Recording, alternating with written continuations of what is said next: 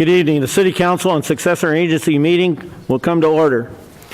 The City Council chambers will be open at 50% capacity. All attendees must wear a mask and observe the 6-foot social distancing. Seating will be limited.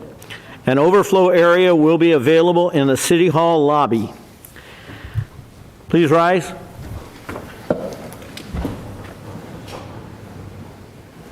I pledge allegiance to the flag of the United States of America and to the republic for which it stands, one nation, under God, indivisible, with liberty and justice for all.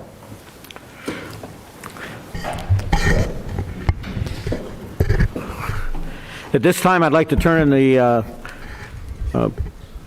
program over to Chris Constantine, the city manager. Thank you, Mr. Mayor. At our last meeting, we had the pleasure of going through the budget for the city. And unfortunately, as we were engaging in doing a new form of the agenda, we had a little bit of a hiccup that one of the council members' agendas had a different time than the actual time of the meeting. So I want to, on behalf of the staff, apologize to Councilmember Ebner for having a time later than the actual start time, which unfortunately resulted in him being late to the meeting and not being able to partake at the beginning. So I do apologize for that. I'm sorry, that's not the kind of thing we want happening. Thanks, but I wanted the public at least to know that it was not because of your fault coming late to our meeting. I appreciate that. Yeah, had a little bit of extra time at home, so thank you. So thank you for your kindness. Thanks, Chris, and staff. Okay. The City Council chambers will be open for in-person attendance, 50% capacity. Members of the public may observe the City Council meeting live on the City of San Dimas website, www.sandimasca.gov, or on K-West Channel 3. To view from the website, select Watch City Council Meetings, blue button from the home page. If you wish to submit any written comments before the meeting, you are strongly encouraged to submit your comments via email by 5 p.m. on Tuesday, June 8th. The city clerk at public comments at sandimasca.gov. The city clerk will read and record the names, topics, and positions taken provided by copies to the, will provide copies of this to the City Council and post on the city website. In compliance with the American Disabilities Act, if you need special assistance to participate in the City Council meeting, please contact the City Clerk's office at least 24 hours prior to the meeting and ensure reasonable accommodations can be considered, arranged, and provide accessibility for participating in the meeting. The City of San Dimas thanks you in advance for taking all precautions to prevent spreading of COVID-19 virus.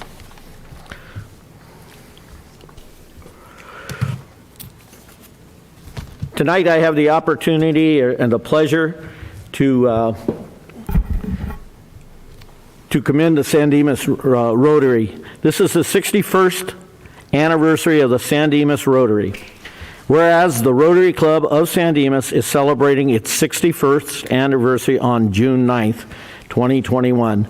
And whereas the Rotary Club has completed international projects in diverse places such as India, Africa, and Mexico, and has supported polio eradication for over 30 years. And whereas the Rotary International is a global network of 1.2 million neighbors, friends, leaders, and problem solvers in over 35,000 clubs who take action to promote peace, fight disease, provide water, clean water, sanitation and hygiene, support education, and grow local economies. And whereas during the pandemic, the Rotary Club of San Dimas has remained strong and engaged in community service projects, providing over $100,000 in goods and services for community projects within San Dimas. And whereas the Rotary Club of San Dimas has supported local teachers, local police and fire personnel with grants for needed supplies. And whereas Rotary helps our community members become better leaders, individuals, and humanitarians. changing the world and San Dimas community for a better, and whereas it is most appropriate that we celebrate the anniversary of the Rotary Club of San Dimas. Now, therefore, I, Mayor Emmett G. Badar, Mayor Pro Tem Dennis Bertone, Councilmember John Ebner, Ryan Van, and Eric Weber hereby recognize the Rotary Club of San Dimas and extend our appreciation to the impact and service they perform to the San Dimas community. In witness thereof, I, Emmett G. Badar, have hereon set my hand, caused the seal of the city of San Dimas to be affixed this 8th day of June 21. Rotary Club here in San Dimas does all types of good things. They work with many other clubs, and I think we're very fortunate that they've been able to survive for so many years. And our club here in San Dimas it's small but mighty, and I think that we all need to recognize, and if you're interested in reaching out to the Rotary Club about membership or something like that, I'm sure would love to hear it. They do a lot of good things. Okay.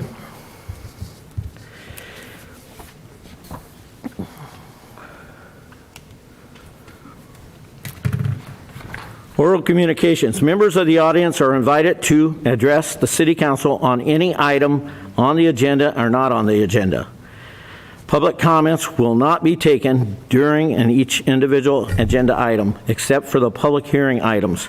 Comments on public hearing items will be heard when the item is scheduled for discussion. Under the provisions of the Brown Act, the legislative body is prohibited from engaging in discussions on any item not appearing on the posted agenda.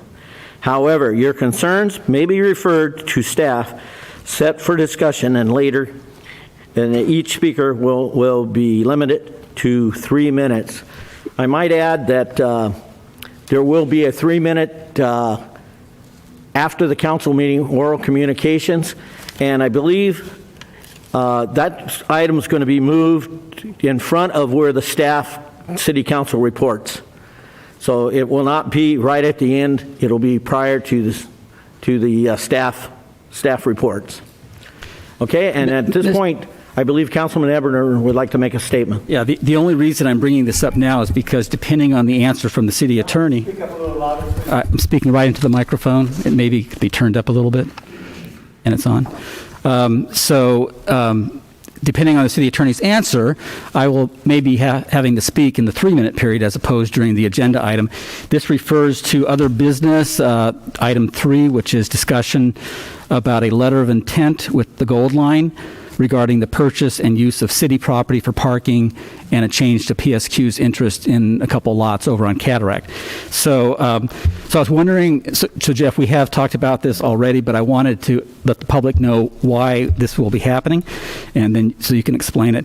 I was wondering if we could split the issue into 2.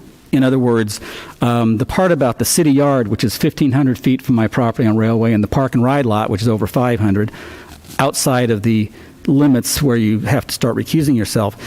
Those things and the parking numbers that are required and whether we can make up those numbers or not on the park and ride lot, all that I believe is one thing and that I would like to participate in.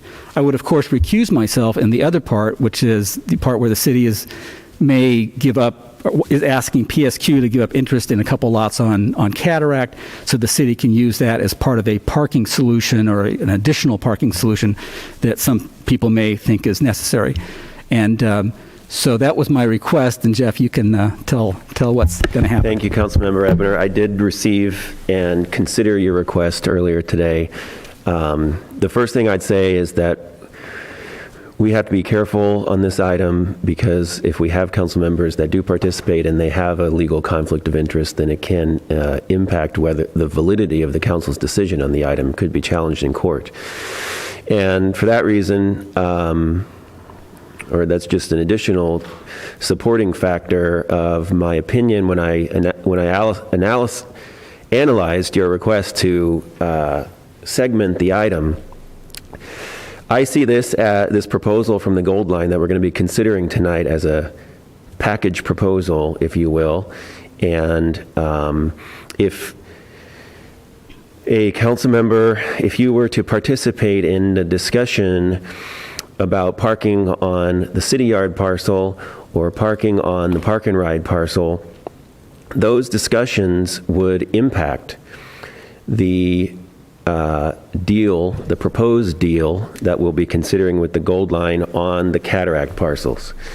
And for instance, if the council, with your participation, came to a decision that you did not want to allow parking on the park and ride that you thought that there was sufficient parking on the park and ride parcel for the station, or that there was sufficient parking on the city yard parcel for the station, and that the two cataract parcels that are behind Railway would not be necessary then, that would impact whether there's parking on the Railway parcels. And for that reason, I don't see how we can segment the two decisions, or the two items tonight, or segment any one of the items that the council is considering tonight in a way that the council's decision on one would not affect parcels that are within 500 feet of your property. And for that reason, I did advise you that you should recuse yourself from the entire discussion. And also, Councilmember Vienna, as a matter of fact, needs to recuse himself from the entire discussion as well. Both the discussion about the Pioneer Square E&A amendment and the discussion about the parking for the Gold Line, because either of those items could impact whether parking occurs and where near a parcel that Councilmember Vienna owns. My recommendation is that only 3 council members participate in that agenda item tonight. But Councilmember Ebner, Councilmember Vienna, you are permitted to speak during public comment right now as a member of the public, because the item does impact your personal interest. And that's my legal opinion. I try to protect the city as best I can with that. You're free to disagree, but that's my recommendation. Thank you very much, Jeff, for your legal opinion, and I will be recusing myself, and I'll appear at the microphone for 3 minutes in a little bit. Thank you. All right, we'll go to oral communications. Okay, as we know, this was the first time in quite a long time that we've had oral communications with people actually in the chambers. So just to remind you that we've given cards, I believe, and the city clerk will call you by name, and then you can come up, speak for 3 minutes, and then I guess take your seat back. Normally we used to usher you out the back door or side door, but now we'll be able to see you go back to your seat, and we'll see the next person come up. So, Madam City Clerk, do you mind? Mayor, council members, the city clerk's office did receive 2 emails for public comment. One was from Keith Buck, and it was on they're both on campaign contributions, which is later on the agenda, so I will read those at that point. Thank you. This first speaker, speaker number 1 is Amanda Lee, speaking on multiple topics. Point of order, Mr. Mayor. At the beginning, you'll notice on the agenda, other business item number 1, the item with the DA is not going to be heard today. It's being tabled to the 22nd to accommodate the DA himself or his deputy being able to address the council, as well as the sheriff and other representatives. Okay. So item number 1 will be delayed for 2 weeks. Okay, so on the June 22nd. All right, we'll go back to oral communications. Amanda? Sorry, you're going to have to excuse me having a delayed response. I can't hear you all well in the room. So I'm watching you on YouTube while in here. Kind of helped me be able to hear you a little bit better. The fun of being hearing impaired. Nope. All right. Good evening, Mayor, City Council, and staff. So I want to start off tonight by saying congratulations, class of 2021. Through thick and thin, you did it. Another class of seniors have graduated today after experiencing a year like no other. I wish all of our new graduates the best and hope you continue to reach for the stars and change the world for the better. I would also like to wish a happy Pride Month to those of our community and around the world. For those unaware, the month of June is officially the LGBTQ+ Pride Month in memory of the 1969 Stonewall riot, where many people, including Marsha P. Johnson, fought and persisted for the right to live openly and safely within our society. Our community still has a way to go in regards to treating others with compassion.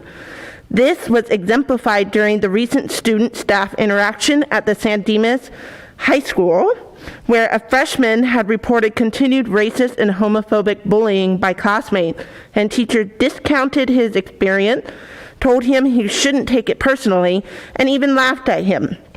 No one should have to fight so hard to be heard, to be seen, to be accepted, to be loved. It is past time to stand up and state bullying, racism, homophobic behavior, and hate is simply not welcome in our communities or our school. I would also like to end my comment, well, actually I added something in, so I'd like to also add a moment of silence for the 49 people killed and 53 injured 5 years ago by a 29-year-old shooter during the Pulse nightclub mass shooting in Orlando, Florida on June 12, 2016. So if you will join me for just a moment of silence, please.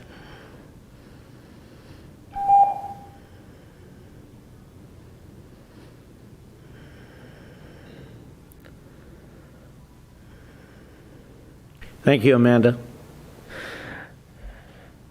All right. I also wanted to mention, since the proposal for the Gold Line parking was shifted and was not posted until this afternoon, so I wasn't able to add into my drafted comment because it wasn't made public for the public until today. But in regards to the parking being shifted to the park and ride, I do hope that you provide the public more time or a public hearing to comment on this issue, because it is a big issue. My husband actually uses that park and ride to commute to work prior to COVID. He has to take a 5 a.m. bus. By 7 a.m., there are almost no parking spots left. So I guess I'm kind of confused how you expect there to be parking on that lot for Gold Line. I feel like you're essentially going to be causing an overflow for the business district and those neighborhoods by using that for Gold Line parking. So I understand the difficulty with the Public Works lot, but I hope that you provide more information, provide the public with a chance to comment on this, because again, it wasn't posted for us to see until today. And I checked last night, it wasn't there. So I hope that we can get more information today from staff, and then you provide the public a chance to comment on it before it is decided on or moves forward with the council. So, and that's it. So thank you so much. Thank you, ma'am. John, could you check to see if the mics are on? And also, do we have that timer available, which was so helpful up on the screen for people? And while we're waiting for that, Mr. Mayor, this item that's being referred to was posted. There was amendments to the letter of intent that were non-substantive that were updated today. When did we originally post it? The agenda was posted Friday. Friday? Okay, thank you. Next. The next speaker, I don't want to mispronounce your name. Ali? Yeah.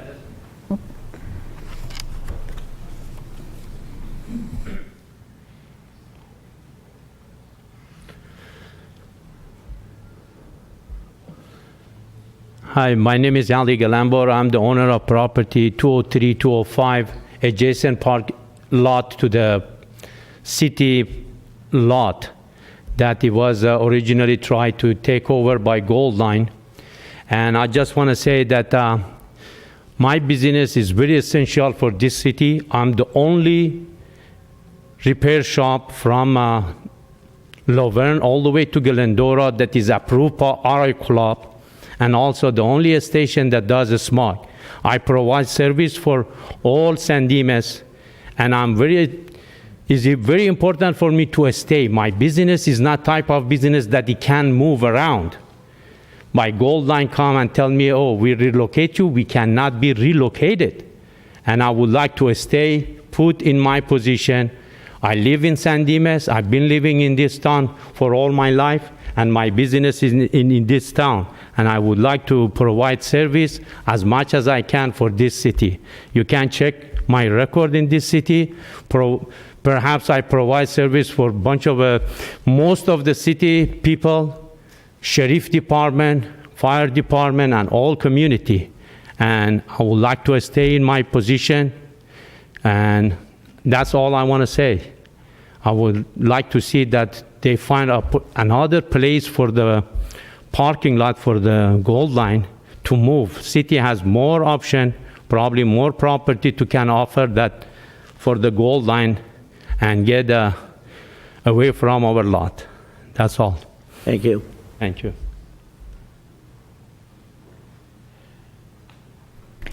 Speaker number 3 is Tyler Manis.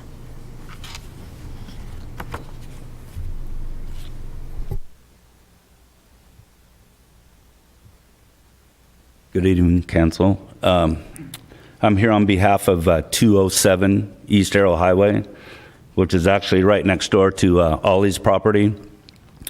We're a small family business that bought that property in 1984. We've been there for 37 years. We all live in and around San Dimas, Glendora, San Dimas, Laverne. We feel that leaving us there is the right thing to do because the park and ride, it's a parking lot already. It's already there.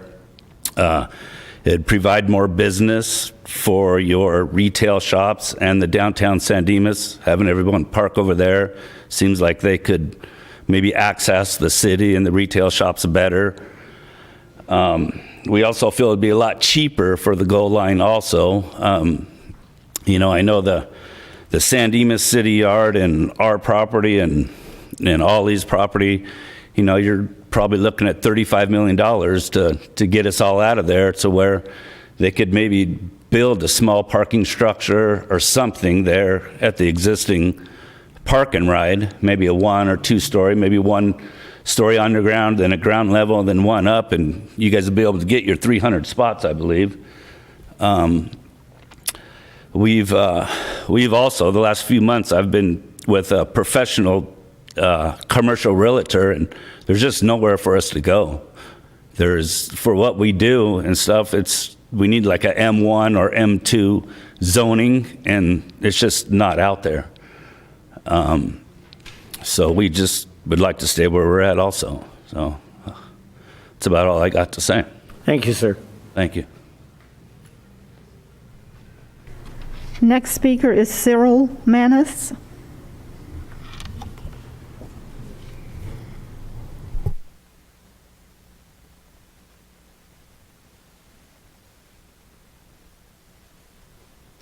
Hi there, everybody. I'm Tyler's dad and the owner of the property at 207 East Arrow Highway. I will make it quick. I came from Paris like 75 years ago and have been in this area. I'll make this a little bit funny because it was Paris, Arkansas. Anyway, I just want everybody to know that we just don't feel that it's right, as long as we have been on our property almost 40 years, for them to take it and leave so many people, stranded for their jobs. We have 15, 20 people that work for us all the time. And where do we go? We found that there is no place for us to go. Anyway, hopefully we on Arrow Highway and the city will try to negotiate a deal or whatever we need to do so that they do not take our properties. And I thank you. Thank you, sir.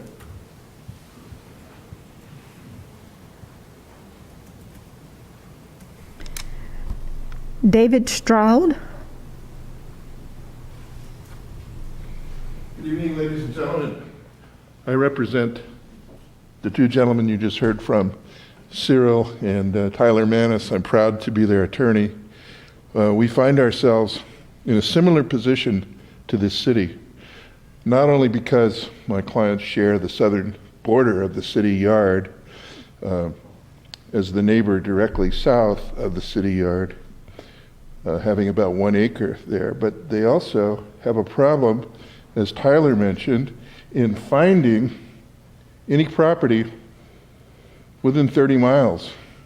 One property I think Tyler found was almost $6 million. Our estimates that we've given to the goal line is something like $2 million just for us to move our 10,000 gallon tank and to move our other equipment and to erect similar improvements. It was about 3 years ago to the day that I wrote Brad Kuhn, the attorney for the goal line, a letter suggesting to him that there are many other properties more suitable, less expensive. And in that letter, we sent a map and designated the park and ride lot, which currently has, by our count, about 160 spaces. I believe the current estimates for the goal line is 289 parking spaces needed. It's apparent that if the park and ride property is used for parking, they'd have to dig down to increase the spaces and possibly go up one layer to get 166 spaces plus 289. So we think it's much more efficient for all concerned, the taxpayers, the city, the goal line, to put the lot in a place that Tyler mentioned, which would allow passengers as they debark and embark to walk right by coffee shops and other retailers. We think the retailers would benefit, the passengers would benefit. We think it's much closer distance-wise. It's much more efficient in every way. So thank you. I'm here to answer any questions that any of you might have of the JV company. Thank you. Thank you. Michael Deedon.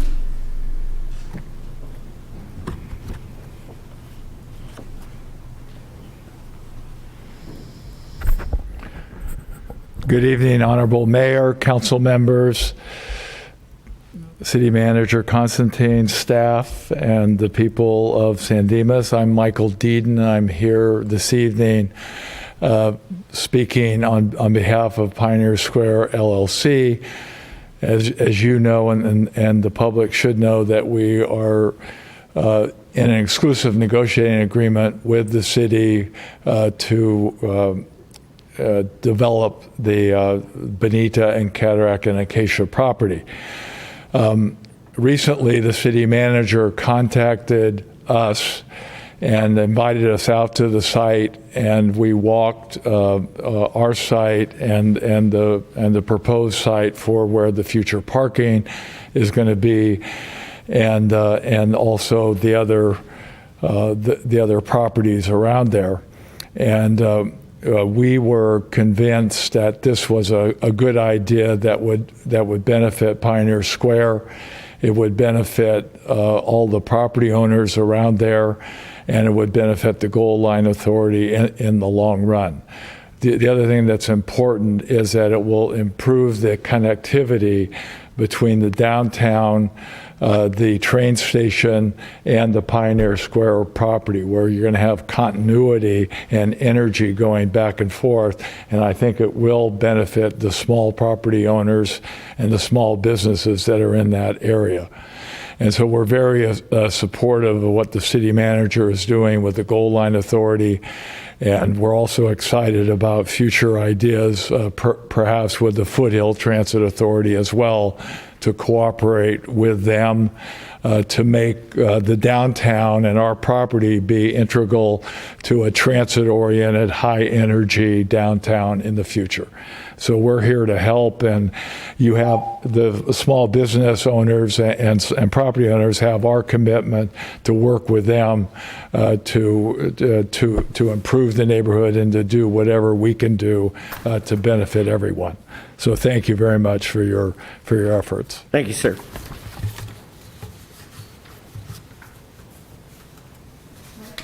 Next speaker, Sean Cesares.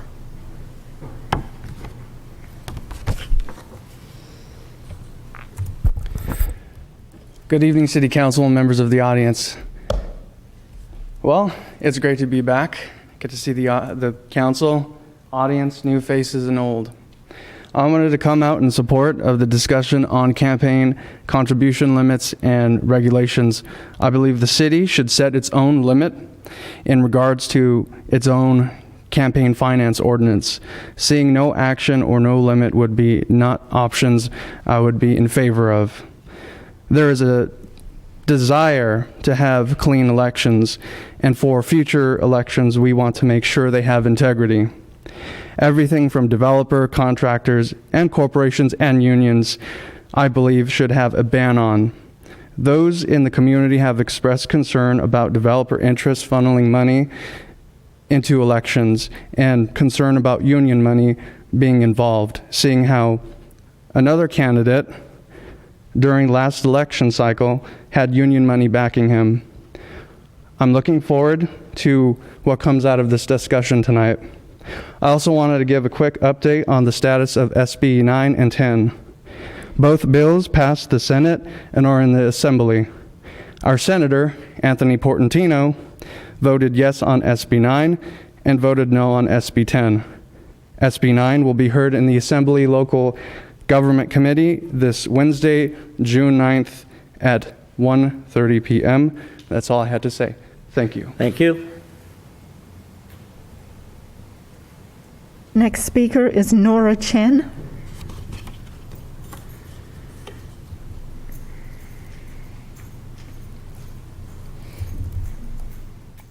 Good evening, Mayor Pro Tem, Council Member, and City Manager and staff and residents.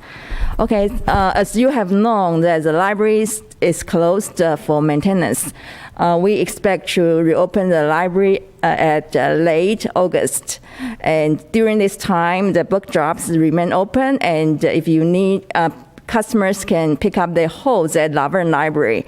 And I want to give you some update about our outdoor program. We had our first outdoor program yesterday. Every Monday, we will have outdoor program in front of our library, the Grace area, and until the library reopened. Okay, so yesterday we had a total of about 50 participants join our outdoor program, which went very well, and customer appreciated the services. So next Monday, that we have a performance show. So at 11 o'clock, that we have a touch of classical. Performer will introduce the music to little ones for age 3 to 5. And at 2 o'clock, we have a storyteller will tell the story about around the world. It will be for age 6 to 17. At 3:30, we have a program for taiko, the drumming program, and it's also for families, especially for kids age 6 to 17. So that you can find all this information on our website, and we do ask people to register for those programs because the space are limited. So those programs still available because we only open 1 week in advance for programs. So if you are interested, you can go to our website and register. If you don't know how to go to the website, you can call Laverne Library, and our staff will be very happy to assist you. And we hopefully that we will see everyone in the library soon, but at this moment, even the library is closed, but our service is not closed. So check our website to check out the download books and join our outdoor program. Thank you. Thank you. Mayor, there are 2 public comment emails that came into the city clerk's office. One is from Keith Buck, and he writes, I am writing in regard to item number 2 on the business portion of the June 8th City Council meeting regarding campaign contributions. In my decades as an American voter, I have grown increasingly concerned at the malign effort that money has on our elections, from local to federal. In my view, one of the worst decisions ever made by the Supreme Court of the United States was the Citizens United decision. I recognize that the law sees campaign contributions as free speech, but we all know that it is much more than that, and money tends to corrupt most processes. For a city the size of San Dimas, it seems to me that a limit of $4,900 per person is far too high. Granted, people will always find a way around any limit, a la independent expenditure committees. But I believe the city should take a stand on money in politics and set a relatively low per-person limit of no more than $500. Having more money should not mean that you are a louder voice in local politics than the average citizen. Keith Buck. The second email that was submitted from Isabel Ebner. I'm writing to reiterate my support for campaign contributions. As I commented during the May 25th council meeting, I would like to see campaign contributions limited to $250 to $500 per individual donor. Limiting campaign contributions would, 1, level the playing field for local elections. Anyone who wants to run for office would not be dissuaded by the cost, thus allowing a more diverse field of candidates to run for office. 2, ensure the average person's financial contribution to a campaign is weighed fairly. According to past filing forms, most voters who donate to a local campaign do not give more than $500. Contribution limits would ensure that the average citizen's contribution is not severely outweighed and overpowered by larger donations by big businesses, developers, and other special interests. 3, allow candidates running for city council to focus on getting to know constituents and focus on community needs, rather than competing for fundraising dollars that ought to stay in the community. In 2018, the Pew Research Center released a report showing bipartisan support, 77% of respondents, for campaign contributions. I hope the council will consider this bipartisan issue and set campaign contribution limits for local elections. Sincerely, Isabel Ebner. That completes the email public comments.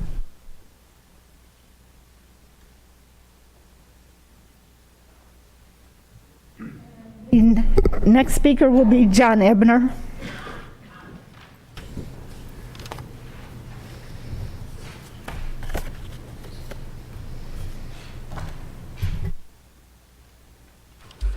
So I'm recusing myself from the item about the Gold Line parking, so I'm going to just speak by 3 minutes here. First of all, I want the Gold Line to succeed. I've been a fan and a backer of the Gold Line since it was the Blue Line back in the 1990s. Also, as a private citizen, I want PSQ to succeed and thrive. I've talked about and advocated for downtown revitalization for years and years, so I'm really happy about that project. But what will be done tonight about that parking is the opposite of transparent. On the agenda is a binding letter of interest, page 228, where the city agrees and commits to sell the park and ride property and 2 vacant properties on Cataract to the Gold Line for parking. The resolution declares the 2 lots on Cataract to be surplus. So, and of course, making the residential right now, this is going to entail, obviously, a public hearing, but the resolution says we're going to sell it, and obviously you're going to have to change the zone and the general plan from residential to whatever it is appropriate. Thing is, nobody was notified. At least the residents around there weren't. So nobody on the north side of Commercial, none of those residents or property owners right across the alley from the park and ride. None of the residents or property owners on Railway Street, abuts some of the parking that's going to be talked about and committed to.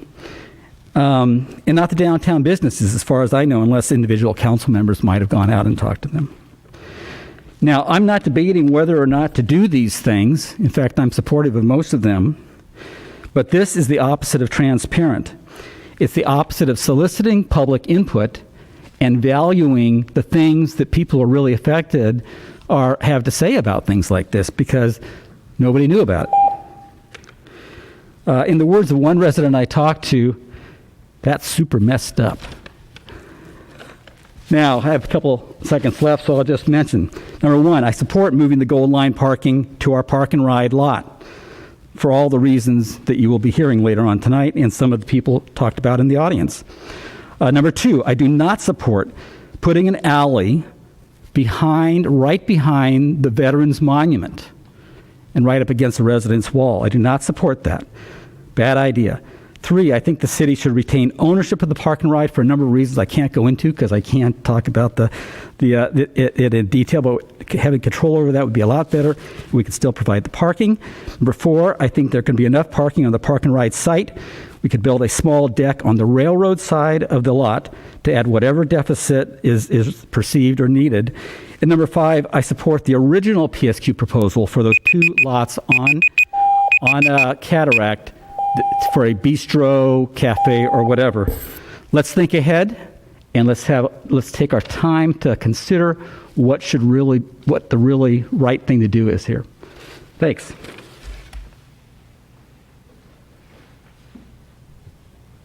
Next speaker will be Ryan Viana.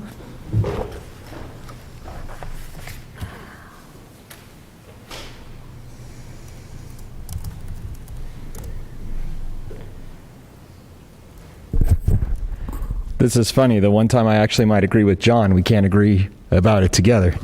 2013, when I got involved and I moved here, this is where it all started. JB Trucking sitting back here, those property owners. When I moved in, and I should be clear, I'm recusing myself from the item. I'm not speaking as the president of the HOA of the San Dimas Village Walk Corporation. But that is where this all started. We sat there, and I'll leave you with a good management quote on this. Piss poor planning produces piss poor performance. And that's what happened with Grove Station. That's what's happened with the Village Walk project. There were trees cut down that staff approved to expand a local business's patio with absolutely what appears to be zero consideration for parking. I feel that parking. And when this happens, and as I said when I ran, that poor planning, a poorly implemented Gold Line, I cannot support. And without a structure, this is an absolutely poor implementation of this plan. There is, and as Amanda Lee said, which is funny to agree with her too on this issue, because now I'm going to speak up about the downtown thing. This is being used as ancillary parking for downtown businesses, but it's absent a meaningful plan to be able to accommodate what we need for enforcement, to be able to deal with the parking that's going to happen. The neighbors that John talked about on Commercial Street and Railway and all the others, people that I know, including me. So I really hope as you guys consider what's going to happen tonight, that you really evaluate all of it. I know the Gold Line and the Construction Authority want out of it for a lot of reasons. I'm absolutely supportive of leaving the businesses alone. We should not touch them, and I had said that from the get-go on this. But I'm not supportive of cutting out a structure, having adequate parking to be able to accommodate the influx. And you can look at Grove Station and Village Walk as a microcosm of what's going to happen. People are parking in residential neighborhoods. We're having to look at implementing private parking enforcement to be able to deal with this, or potentially approach the city to be able to look at putting barrier access gates to access our private roadway because people are parking in front of all of the residents that live there, taking up visitor parking. That's going to be every person's home that lives there and every business on Bonito. When people want to dump their cars, you're not going to be able to go to see Jack at Pizzetto's because I got to catch a train and I'm going to take off. So I really hope you think about the actual practicality of this, not the convenience and sexiness of it for budgetary reasons, but what this actually means to the quality of life and the experience of the people that live here. Thank you.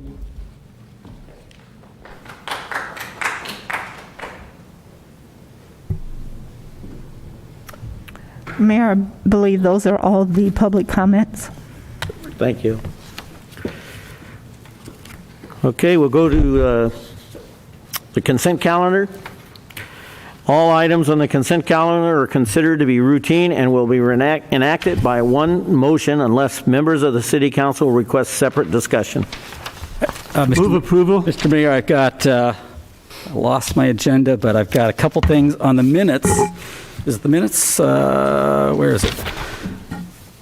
Yeah, the minutes of April 13th meeting. So if you look, and maybe staff just needs to look, maybe everybody doesn't have to find it, page 95 and 96, the correct vote on PSQ and the correct vote on the motorcycle officer. Those, on one of them, Ryan recused himself, on the other, I recused myself. The vote should be 4 in favor, 0 against, and 1 abstention. The minutes show that it's 4 in favor and 1 against. Neither of those had any votes against them. That's the only change I have. Okay. Thank you.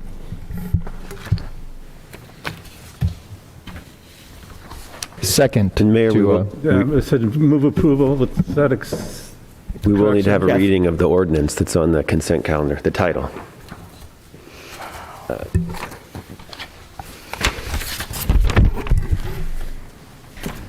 Ordinance 1287, amendment of Municipal Code Section 9.27.010, fireworks prohibited, to allow the city and the school district to provide fireworks shows during special events.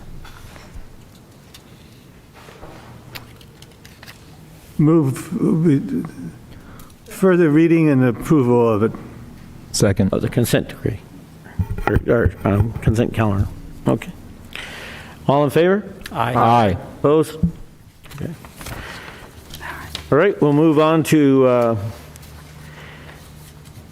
just for a reminder, the discussion for consideration of action related to the impacts of the Los Angeles County District Attorney's Office have been postponed or deferred to June 22nd, 2021. One thing I just wanted to mention before we get into item 2 is a reminder that we will have a 3-minute oral communications prior to the city attorney's report or city manager's report at the end of the meeting. So it'll come prior to instead of as the agenda shows after. Okay? Okay, the next item is discussion for consideration of setting campaign contribution limits and regulations for elections of mayor and city councilmen. City manager? Thank you, Mr. Mayor. Assembly Bill 571 was passed and enacted on January 1st of 2021, which imposed a statewide default campaign contribution limit of $4,900 for local campaigns. Cities may adopt their own limit, higher or lower than the default state limit. And the Fair Political Practice Commission has opined that a city may also adopt a no limit as a limit, and thereby avoid the state default limits. We currently have no locally established limit, and on May 25th at the council meeting, this item was before the city council, but it was deferred. It was an item requested by the council, and so we're hearing it today.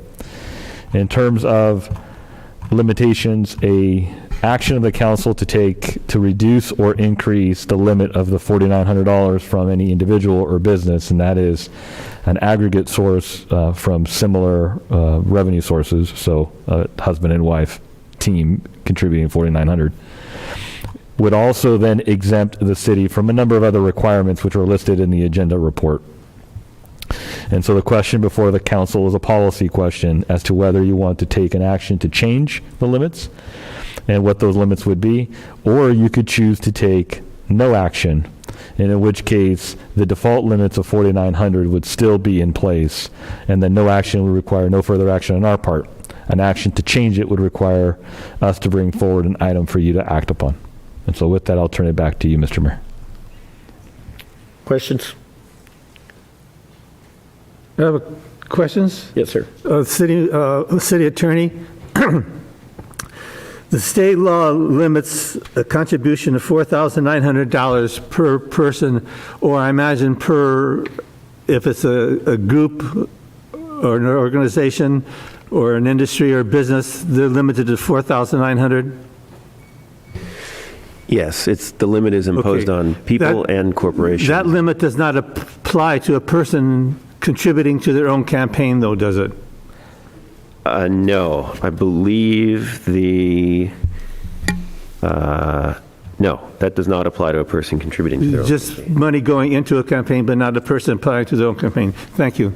Now, I saw on that, there was a real high limit, like $100,000 $100,000, yes. for loans to your own campaign. What happens to those loans if you can't pay them back? Well, when you do a loan in a campaign, you can forgive it at the end. Honestly, this is not, campaign law for candidates is not an area of my expertise. There are attorneys that do campaign law for candidates' campaigns, but Dennis probably has experience with these rules, and if you can forgive the loan, if the campaign can forgive the loan, then it seems like just forgive the loan. The $100,000 loan is the maximum, and then it can be forgiven. Okay. I'm just curious who's planning to spend $100,000 in a San Dimas election. Biding my time. Yeah. Lori would like to know where that money is. The maximum, though, a candidate could is $100,000 according to Right. page 209. The one thing just about campaign finance related to loan forgiveness, you're not required to forgive, or you're not required to retire the debt. So if you kept your campaign committee open, you could continue to work to retire that debt if you needed to, or carry it over into your next campaign or your next, committee, as long as your committee was open and you were filing. Yeah, I have a question, and I think it's going to come from, the answer is going to come from the city clerk. Who is responsible for policing these loans and stuff like that? Because over the last 4 or 5 election periods, there have been questions about 700 forms and things like that, and it doesn't seem like there may be a path, but I'm not sure that people that are running know what that path is, and so you get some confusion. And how does that work? So say if we stayed with the state, then it looks like the state's got procedures, and if we change it and go with our own, either no limit and or the smaller amount, 500 or 250. Who polices that when somebody complains? If we change it and we go with limits here in the city, if we change it to the cities, if we put limits on it ourselves, then we would be responsible for policing it and putting processes in place on how to address that. If we stay with what the state has in place, the FPPC monitors that, and usually they're driven by one of two things, in my experience. Either members of the public who perceive something to be wrong would contact either the district attorney or the FPPC with what they are concerned about, or based off of the reports that are submitted to the FPPC in their auditing. If they see something out of place, then they take the steps necessary to do an open investigation or look into what they found. Okay, thank you. Any additional questions? Deborah, I think just for the benefit of the public, perhaps.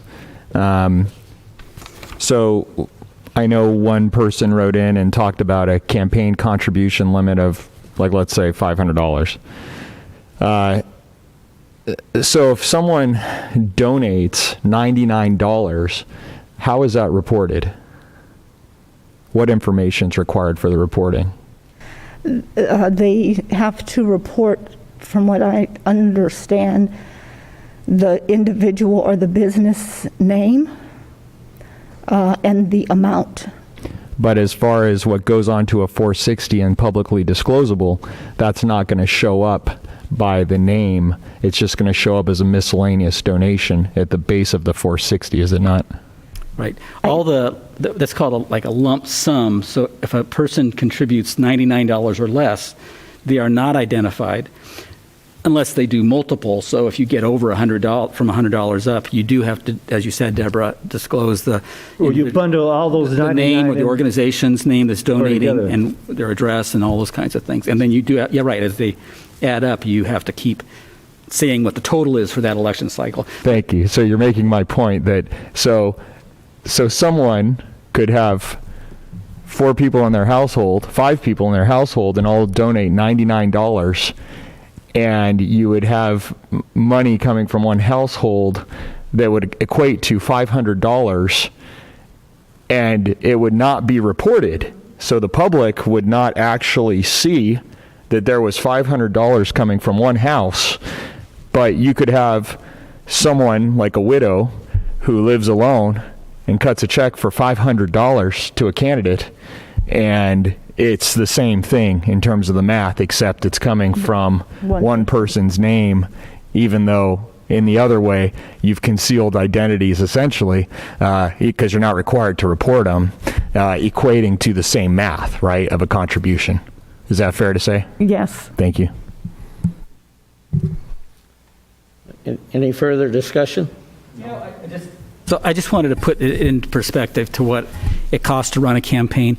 So the campaigns in San Dimas are pretty low cost compared to even some of our neighboring cities. But in our discussions, we should just take into consideration what it does take to run a campaign, because it's not free, that's for sure. And even if you're, as lots of people have suggested, and it's a great idea, and Eric's a great example of this, of walking and having supporters walk and walk and walk. You got to have something to hand the person. You can't just say, hey, I'm Eric Weber, remember me in 2 months. They may or may not. So, and printing costs are not cheap. So personally, I'm just going to say personally, it's in the disclosure funds, and at the risk of divulging campaign tactics, I put out 2 mailers. They were to certain sets of voters, so just the ones that you get from these different organizations that tell you who are most likely to vote. Nowadays, with the election being combined with the state or national election, that's a lot more voters that you're going to have to reach. But for me, and I think I'm on the low end, last election between December, actually November 27th, and June. So those, there's more after that because I have the website to keep up, and that's still part of the campaign. But in those campaign months, I received a total of $7,560 in contributions, and that's how much I spent. But the thing is, other people did less than 2,000. I did 5,610. So to Dennis's point about, is there a limitation on the person? I don't think $5,000 is that much for for you yourself to contribute to your own campaign. Whatever limits we put in, I think it would be fair if a person can contribute to his or her own campaign, because face it, somebody who wants to throw his or her hat in the ring may not have the connections, may not have the number of people that people who are already in the council want, and you're talking about making a level playing field. Well, you don't want to limit that person to the amount of money they can raise when they're hardly known, in my opinion. So I think that at least for the contributions to yourself, the limit should be higher. And in that same example, that person may have a relative or somebody else, a couple people, and they may have a couple people that want to contribute $1,000 or something like that. In the end, they may only be able to spend $5,000 on their campaign, but if they're limited to that, $250 or something like that, it's just so low. It's not realistic to run a campaign that way. Now, some of you are better fundraisers than I am, so that's fine. But I'm just trying to think of all the kinds of people out there that might want to run for office and what really is fair. On the discussion topic, I guess it's not directed more at questions, but just throwing concepts out there. You're right. It's extremely onerous to run a campaign, and a lot of what was talked about in public comment was level playing fields, and I think the idea of a level playing field, while it's noble, it's impossible. Playing fields in this regard aren't level for a variety of different factors, one of which I think probably the most major is whether somebody is retired or whether somebody has a full-time job. That would absolutely require more funding to pull off a full-time job and a campaign, because you're having to compensate people to do mailers or door hangers or whatever that is. You're having to replace that sweat with the printing or the mailing or what have you, and that's just the downside. The tip playing field to somebody that may be retired or somebody that may not be working full-time as to somebody that's working full-time. The other part of that is that if we're putting a cap of, let's say, $250, $500, whatever that may be, the idea was thrown out there that that would somehow benefit somebody who doesn't have, particularly large amounts of money to run a campaign, because it would level that playing field from somebody that does have the money. I would throw out the opposite, because a person that has a lot of money to self-fund would benefit by somebody who doesn't have any money having a cap on those contributions. So someone who legitimately has some noble intentions and good ideas for the city, but maybe like many Americans are paying rent month to month and living paycheck to paycheck, would be at a severe disadvantage because they couldn't self-fund their campaign. So in reality, I think a extremely low contribution limit, like some of the dollar figures we've seen thrown out, would disproportionately affect people that may not be able to may not have large amounts of money on hand for their campaign. I agree with that. What I am more interested in is not limiting the amount of money someone can give, because you may have a parent or something who wants to give you $5,000, which I think is absolutely fine. I see nothing wrong with that. I would like to limit where the money comes from. Like people that have contracts with the city, I don't think should be allowed to contribute to campaigns, and I think there should be some type of limits on developers giving money out in campaigns, people that have the projects before the city. That's what I'm mainly concerned about. If your father or mother wants to give you $5,000, I think that's fine, or a friend of yours, your best friend, wants to give you $1,000, there's nothing wrong with that, as long as that person is not a developer in the city, or that person does not, or let's say Waste Management in the past has offered me money for my campaign and I have refused it because I don't think that should be allowed. And also one of the utilities companies has offered me money for my campaign and I refused that because I don't think that's allowed. We deal with them. But that's my main concern. As far as the state limit of $4,900, that doesn't bother me. I agree with you. It's expensive to run a campaign. If you're going to run a campaign and you're going to send out 3 pieces of literature, which is not excessive, that's going to cost you about $12,000 right there for postage and everything. And so and the person is working or something, they can't knock on every door. And even if you're not working, you can't knock on any door because you're going to have to start 3 months ahead of time, and by the time the campaign comes, people are going to forget you. So, but that's my main concern. I think the points, hearing some of the community comments about it and the points that are being raised here, just on the been through the gauntlet side of this, are fascinating. No one runs, I think, at least I know I didn't, and I don't believe anyone here did, ran for somebody else. I think people here ran because they were interested in this community, they had a passion, and they wanted to do it. And I think what everybody figures out here is that if you run, and you can read books about this, as I did, that you can assess a candidate's seriousness by how they start, both with fundraising, which is one indicator, and their level of involvement. And even someone who's not as involved, who gets involved, will make the relationships to find the people that believe in them and what they stand for and their ideas to get them through the race as best they can. And I think every person here knows that, because we've all seen those people who have believed in all of us, or any candidate, not just the ones that have been successful, and cut a check and said, I want to further your message. I want to help you. And to Eric's point, it's naive to think that a lower, in the context of like $100 or $200, that will cause such a disparity, because what you're really talking about doing is limiting a candidate's ability to get their message out. And I think that's completely contrary to what the goals of democracy are. I mean, we're really trying to make sure the community elects the best candidate running with whatever their message is. And part of that candidate's job is to go out there, spread their message, get out there, talk to the community, and the community knows, at least in the way it's done today, is that you donate, you get out, you knock on doors. If you can't donate, you volunteer, you call, you do whatever you can do to help these people out, or put out a sign in your front yard, and you help a candidate out. You talk to your neighbors, you get involved. There's that, and the mechanics of this.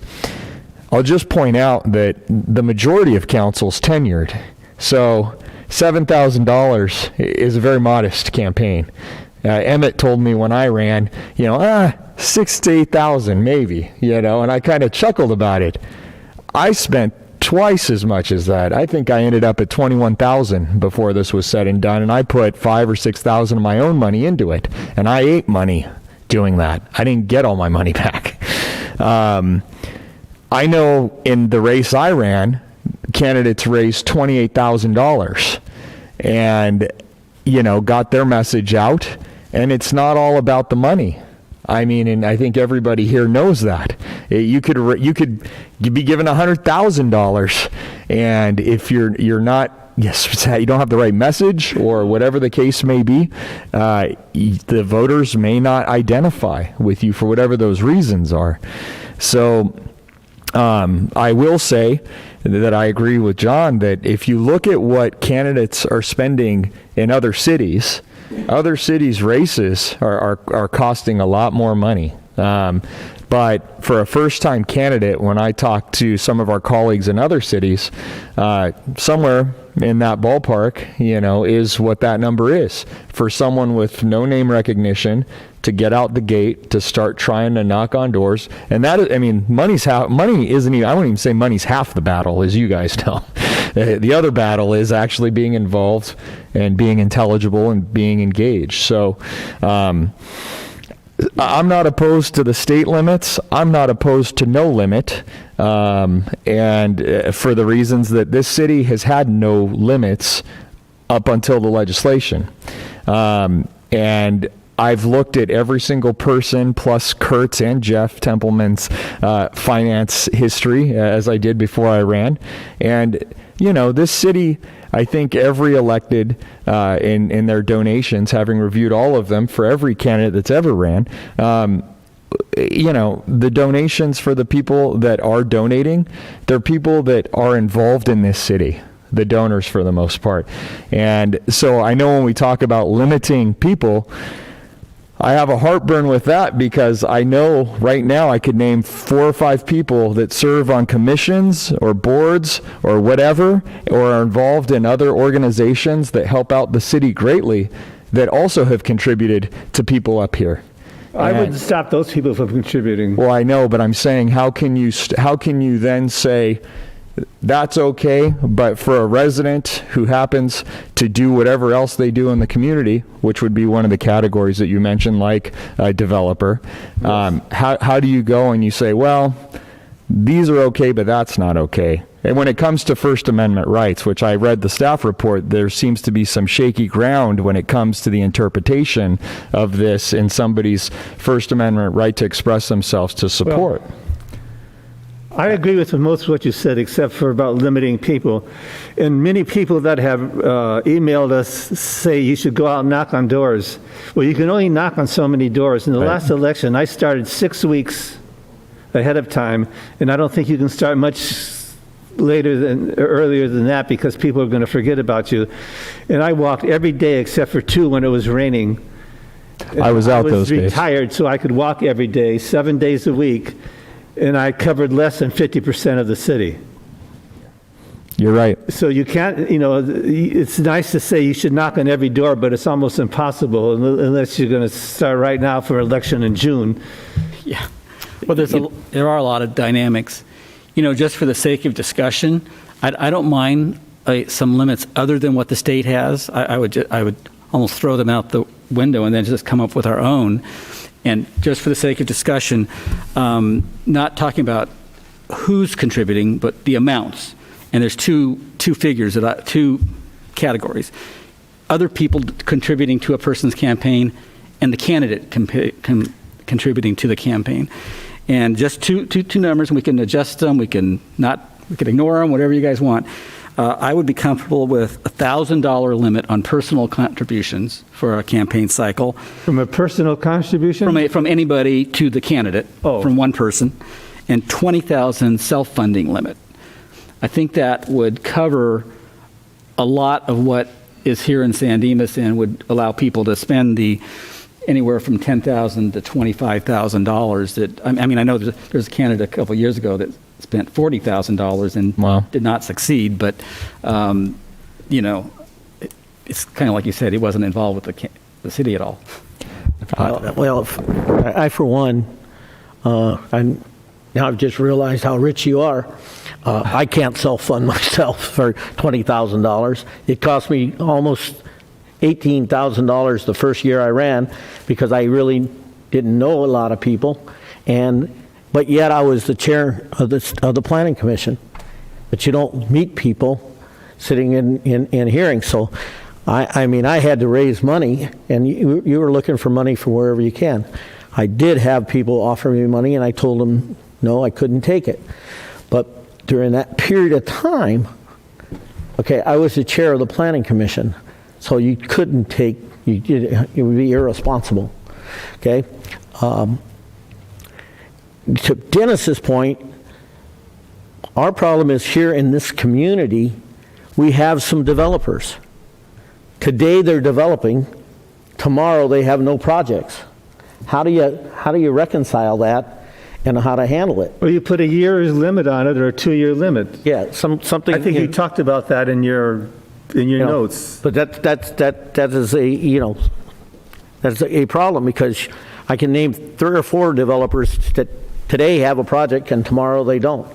So I personally have no problem. I have no problem with the state still, and one of the reasons is the fact that they're going to police it, and they're going to know what's going on. People can turn to them and get it. To turn to our staff, and then you start putting a limit on it, and there's going to be complaints. And then that's going to be the staff's problem. The state's put a system already in place, okay? And as Dennis said, if somebody wants to give them $5,000, they can't give them $5,000. They can only give them $4,900. Well, I realize that's close, but there is a magic number that's already been decided on, and a system that's in place. And we are changing our system that's, no limits. Anybody can do anything. So I would be supportive of the state's process, but I'm open for any kind of conversation. I can support the state's process. I can compromise, and I'll come down to the state's limits. So that's a compromise from John's proposal. But I do want to add something, just another take on the restriction piece. I think, and what some of the public has commented on, and what you see, I would support the state's process as proposed, no additional restrictions. The reason I say that is because you can tell a lot by a candidate by who they're taking money from. And let's say that you did say, okay, we're going to prohibit you from taking from Edison, I've never taken from, or Waste Management, I've never taken from. But let's say you did. Well, then you're just not seeing it. And it really defeats the whole point of what the FPPC is trying to do by encouraging you to report it. So I'd rather leave it up to candidates to have integrity and honesty in process for the public and for democracy, for them to say, hey, you make a determination as a candidate, as others have talked about up here. You can choose to accept that donation, or you could choose not to, or if you read the FPPC manual, you could accept it, and within 30 days, if you have a change of heart for whatever your reasons are, turn it back, and it's safe, and you're done. But I'm more interested as a citizen in any of the elections. When I look at money, I'm always looking at who's donating. One candidate in the last election had hard union funding. I did not agree with that. Significant union funding from outside. But you know what? Hey, I get it, and it just is what it is. And you know what happened is members of the community saw where all this money was coming from. It wasn't coming from people active in this community. It was coming from other interest, but it told a lot about where that person was coming from as a candidate. So, well, I still think there's a danger of too much money coming in, even at that the 4,900. I think that's a lot of money from one person. And I'll give you an example. Sorry to always be talking about SB 9 and SB 10. So SB 10 is actually allows cities to permit 10 units on a lot. Okay, it doesn't require them. But here's the deal: if a speculator or person that builds a lot of little houses and wants to put 10 on a 7,500 square foot lot is eyeing, and they are right now, there's already ads out talking about this.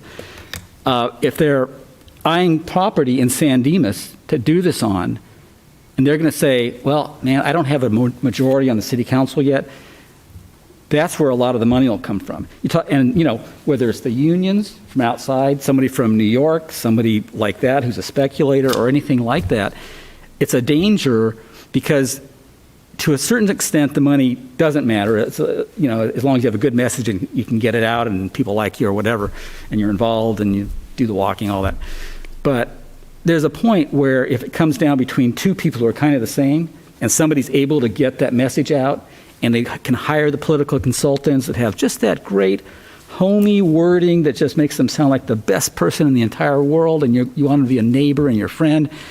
And yet when they get on the city council, it's like, SB 10? Yeah, 10 units on a lot? That sounds good to me. Why not? So I kind of worry about that kind of influence at that level. So I'd be for a lower limit on personal. I just don't want to be prevented from funding myself with $5,000 or $6,000. I mean, that's the bottom line for myself. And I think a lot of other people are that way. It's hard to really say it's a level playing field because all these things come into play. And in the end, the one thing that does seem to matter a lot is how much money equal candidates have, because for whatever reason, it seems that the one who has the most money often is the one who carries the day. So I'm just worried about that $5,000 limit as being very, very high. I kind of agree with what Ryan was saying as far as reporting goes. So on the SB 10 example, if, for instance, a candidate came in with, a $4,900 contribution from the California Association of Realtors, I think it would be pretty telling that someone might be supportive of the issues that the California Association of Realtors is pushing for. So I think that speaks to it. And then the other thing that I probably, we don't really know the effects of this yet, but this may be a road that we're going to have to go down here soon, and that's districting. We don't really know how that's going to affect our elections and campaigns. We don't know what a campaign would really look like after district. So we're making decisions now based on a at-large election, and we're just not quite sure what the next election is really going to look like. I agree. And the other thing is at least 3 council people here would be considered tenured. And for 60 years, since the council, the city incorporated, we have had no limits. And I barely can remember anything, or don't remember anything, that was a very controversial issue as far as this. There's just been none. So I feel like we're kind of making a problem that's not a problem. Well, I'm okay leaving it the way it is, which is we would then have to pass something saying there's no limits. To the point, though, of the disclosure and what Ryan and Eric just talked about, the problem with that is that it's not reported every single day how much every candidate has. And so most people go by what either who they know, which is one big thing, of course, right here in San Dimas, a small town, but they go by the literature or the social media presence or whatever it is on what they think about that candidate. Most people aren't going to the FPPC website, especially in those last few days when it's like, oh yeah, if you get over $100, you got to report it in 24 hours. Most people aren't doing that. They're regular people going about their day-to-day jobs. They already got something in the mail and said, oh, I like that candidate. And so I don't know how much of an effect in the moment it has when you're talking about those contributions from the unions or real estate or Southern California Edison or whoever. So I'm worried that people really don't have that information to be part of their decision. That's why I'm kind of worried about that. Well, I guess I'm a little confused. So you're saying that you would have no problem with unlimited? The same way that we've always done it? We just pass a resolution saying we're not going to, we're going to make the change from the state to the unlimited? Well, I'd rather not, but I'd rather do that than have good point. I really have to think about that. I would like the lower limits. I could make it unlimited is not going to lower the limit. Yes, you're right. You're right. So I probably will take that back. I wouldn't have allowed to change my mind from last minute. I don't have a problem with no limit, as the city's always done it, because I've just not really seen it be an issue. And I mean, me of all people, because I know all of you know, and Deborah knows, I've went through everybody's 460s looking at the money. And, respectfully, I'm not getting into everybody's donations. I don't think that's what this is about. But what this is about is looking at it and saying, hey, the game of political campaign contributions is part of the process. There are regulations around it. To John's point, though, about in the last, I think, 30 days or so of the election, there's a reporting period. If there's a number, whatever it is, 100 or even 2,500, I think, in the last 60 days or something is, I think, a reportable, like you're supposed to do a special filing for that number. Do you remember what it is or recall? It was either 25 or I thought even 5,000. Yeah, maybe. Yeah. But there is a number that is. I might be wrong, but I think it's $1,000. Okay. Okay. I remember an issue that came along, and someone donated $1,000 to me, and I found out that I had to report it within 24 hours. Right. And found that a couple days later, probably. couple days later. Yeah, but I think the power in the discussion here is that the public would not be aware, and we wouldn't be having this discussion. I mean, one is, yes, the state passed this legislation, but two is, over the last 6 months or a year, the public has commented on campaign contributions, But they did that because we all did what we're supposed to do. So I mean, whether you agree with the comments or not is irrelevant. The bottom line is we all did what we're supposed to do. We reported what they are. And there are donations that if we all took our 460s up here and had a study session, I'm sure we could all comment on our own little peanut gallery version of, well, I don't agree with that donation and boogie, oogie, oogie. But I don't believe, personally, that anyone that's taken money up here is on the take or is doing anything nefarious or anything like that. And I believe everybody up here, for the most part, is doing what they need to do to report their expenditures. And that's what we're supposed to do. So I have no issues with keeping it the way it has been and adopting a resolution with no limits and doing what we've done for 60 years, as the mayor said. Mr. Mayor, if I may clarify, there's a $5,000 reporting limit of 24 hours. After March 9th of next year, any contribution from a single source aggregating 1,000 or more must be reported within 10 days. Cool. And that applies also to a non-monetary contribution of $1,000. Non-what? Non-monetary, so I give you free service in excess of $1,000. Can I ask one clarifying question on the topic of the public just not knowing where to go to access this information that they obviously find of interest to them? During election cycles, does the city typically post a link to the FPPC's website? There's always a link there, but Okay. we also post it on our own website. There's the NetFile, NetFile? NetFile. Yes. NetFile, yeah. NetFile system is up on our website with access to all of the filings, the 460s, the 700s. It's always there. Okay. And Deborah, during a campaign cycle, don't we have a book? Because I know people come in to inspect it daily almost sometimes. Yeah, so there's we're required to at certain parts of the campaign, so many days, so many weeks, we're required to keep it up a book up front with all election materials, including the campaign statements, at the city clerk's office. And at any point, anybody could come in and look for it, ask for copies to be made.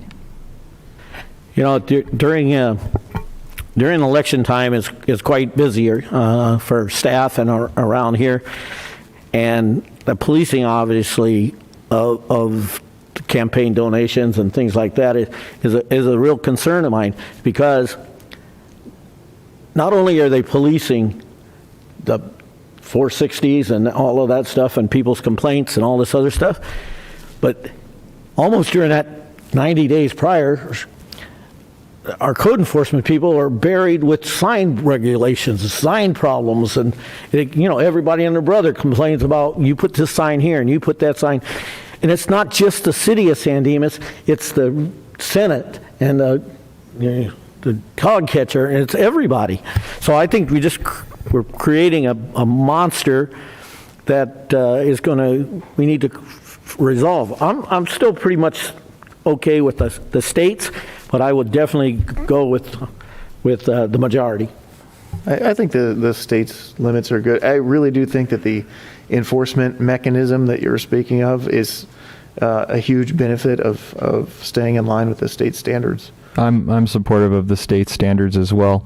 I think that's for our city and for what's involved in our elections. I think the state limits are generous for folks, but I also understand the socioeconomics of the politics, and you're right about the issue of districts that could complicate this. You don't know what the impact of that's going to be. We may revisit this after districts and determine maybe that's ridiculously handsome or generous and chop it down. The other point is about transparency. I think it's important for the public to understand that so during the last election, I was fascinated at the politics of the school board election. And so I went to look at the money. And what's fascinating about that is I think the public should be proud to know that San Dimas is, I think, ahead of the game or perhaps on par with super transparency. The school district, Bonita Unified School District, the county runs their election. You cannot inspect their filing requirements. In fact, if you want to inspect their filing requirements, you need to drive down to Norwalk and try and get copies of their filings. So that was rather interesting to me, that I understand there's a lot of concern, but I think here we're being very transparent. But as it relates to the school board elections, I would hope the school board looks at considering mirroring the practices that the city has done here for transparency, so it's easy for the public to access this information. They post it on their website, and people can actually see who's funding candidates in those other elected positions. What about contributions from contractors or agencies that have, or organizations that have business with the city, contracts with the city, like Edison or Waste Management? I mean, I wouldn't mind banning those. Yeah, I have no problem at all with it, with public utilities or anybody like Waste Management. Where I have a difficulty would be with trying to decide a developer. Is he working? Is he have a project in San Dimas today, and tomorrow he doesn't have a project? And I think Dennis kind of hit it. That'd be a yearly thing. I don't know what that process would be, but it's just difficult to. It's difficult, but maybe it works for clean politics, and maybe sometimes clean politics is more difficult than just willy-nilly politics. But Dennis, I'm just trying to figure out, do we just ban anyone who puts the word developer after his name? Because he could have a project here anytime. No, anyone that has a development, well, I don't know. We'd have to let the city attorney decide that. How that's done. It's been done in the past in other places, but it has to be done in a specific way, if I understand correctly. Well, first of all these things are novel legal concepts, and they are in a legally uncertain area because of the First Amendment, and the Supreme Court has held that this type of monetary contribution is speech. And so we have to be careful in drafting regulations like this. And so any regulation that you might want to adopt on who can donate to campaigns, we will take that direction from you, and then there's going to be some legal analysis that I need to do to determine in the most concrete way possible what the limits that we can go on are. The one city that we know of that has adopted a ban on contributions from developers is the city of LA, that did so in December of 2019. As far as we know, that is the only city that has done so. And what they did is they said that developers, people who have pending applications with the city, where their application is pending, and then for 12 months after the application has been decided, we're not allowed to contribute to the campaigns of council member candidates. And was there any monetary threshold, like, or was it somebody who had a water heater permit would be, or was it something like $50,000 or $100,000 project or something like that? There likely was. Okay. I don't remember exactly in the ordinance what the definition of a development project was, but it would be something that would have to be defined. Yeah, okay. Does that prohibition, so my experience just looking at this stuff, that prohibition, so a developer presumptively, most developers will stand up an LLC or some sort of company for whatever it is they're doing. So, when we're talking about this is all great in a utopian world, but in terms of enforcement, if he just donates from another LLC that he has a partnership of, then this is all hogswash, right? That is essentially correct. That's legal terms. A shell, anybody can create a shell corporation or 10 shell corporations. Right. And make 10 contributions that are within the limit. Right. Or with respect to this ban on contributions from developers, like you said, the developer could create a shell corporation. Therefore, that corporation is not the applicant. and can attempt to get around this rule. Right. So I would, to that point, I'd much rather not touch this with a 10-foot pool, because I would rather people just donate it and the public can make their own determinations, and so can I, if you took money from that person or whatever, because there's a way. So this is well intended, I think, in terms of a policy, but are we, one, exposing ourselves to potential further legal scrutiny, and number two is, can it be circumvented relatively easily? And it sounds like both are possible in this instance, and I would just rather say, hey, no limitation, protect people's First Amendment rights as it relates to this, and the public has more transparency. Well, you should make a motion, and then I would then make a motion in the spirit of what I understand, I think the mayor's thoughts were as it relates to the take no action on this particular item, option number 1. And I'll second that. Okay, I'm not sure I understand what the motion was.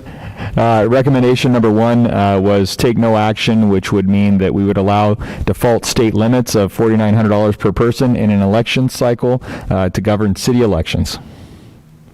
And just as a clarifying point, that was in aggregate, you were saying, so $4,900 between a couple, so that... Same source revenue or under that control. So... Oh, say that again, Chris. What does that mean? Same source revenue or under that control. It's like saying to a business, I can... $4,900 apiece. You can't. Can't. Yeah, I'm not cutting a check to your campaign for $4,900 for my 3.5-year-old daughter, as well as myself, because clearly she can't control that resource. I am. And so therefore, we both together can only give $4,900. Got it. Well, I guess if we're adopting the state limits, the state can sort that out. Yeah, I think if that gets a little odd if you've got like relatives, but do you control them? Do you not control them? Say your brother could donate $4,900. Yeah. Okay. In this particular case, Lori couldn't donate $4,900. Right. But how about adult children of? Yeah. I don't think that you're not controlling that source of the income. Okay, gotcha. Right? Is that the way I understand it? What I think Councilmember Viena mentioned something very, very important. If you're not making any changes, it doesn't become our problem, as opposed to becoming our problem. The nuance in the law is where Jeff had mentioned, if I contribute $4,900 and can my spouse contribute $4,900? Well, is it a common account between the two of us and I generate that income? Is she separate and can contribute off her own revenues? I mean, there's a lot of questions and nuances that go into that. Right, to Chris's point, in the FPPC manual, you have to identify the source of the income. So if you have a couple and both are currently employed, and you can say employed this employer, employed that employer, and attribute the source of the income the way I understand it, then you could then receive from both. But in the event that both are retired and there is no declared source of income and it's communal, that's where I understand you have an issue as it relates to that, because you can't specify the source. So it's if we adopt the state's limits, then the FPPC manual on this particular issue, I think, provides guidance. I think it allows each person to do the donation, even if it's the husband and wife, I believe. Yeah, you have to. It has to deal with the source of the income. Mm-hmm. Yeah. So one question: if we decide to enact limits later, can we change our mind on this? Yeah, the way I understand it, we could do it at any time. Yes, we can change our mind at any time. And even if we pass some other limits and decided, well, that's a hassle, or that's too low, that's too high, we could change it again. Change it again, yep. Yeah. So it's very attractive. The motion is very attractive in that it takes the enforcement out of San Dimas, which would be a real job to accomplish, I think. On the other hand, I think the 4,900, let's call it 5,000, and it does go up by the CPI every year. I think that is too high for a city like San Dimas. I'm just trying to think of, that's just a lot of money to contribute. So I would hate to be the only one, but I'm going to vote against the motion. I just think we need some lower limits. If it's easier to remember, I can amend the motion to 5,000. Then we have to enforce it, though, so there you go. Thanks, Ryan. Yeah, I'm going to vote against it. I think we need some lower limits. I don't agree with a lot of the email we got where, $250 or something. It's just not feasible to run a campaign unless you just are getting a lot of contributions. Well, you start off right day one, you have to put almost $2,000 into 2,000 into just to make a statement and to register. So it's 2,000 right off the bat. Yeah. And most of the time you got to write it out of your own personal check. Yep. And so, yeah, it's a lot more financial stuff than people want to realize when it all comes down to it. Funny story, when I cut that check and submitted my personal statement and candidate statement, stuff like that, I asked Deborah as I was writing the check, "You're not going to cash this check right now, are you?" Right. That's a common question. Common question, because they hold on to it. All right, let's see. We have a motion by Ryan and a second by Eric. Just to be clear on the motion, it is to take no action, which means that we would, by default, be continuing to abide by the state's limits of 4,900 and all other governing aspects of that legislation and Okay. FPPC. Any other questions? All in favor? Aye. All opposed? No. You voting no? Voted no. Okay. 3-2, with Councilman Ebner and Councilman Bertone voting no. Congratulations, we adopted campaign limits. Okay. The next item, we lose two of the members up here.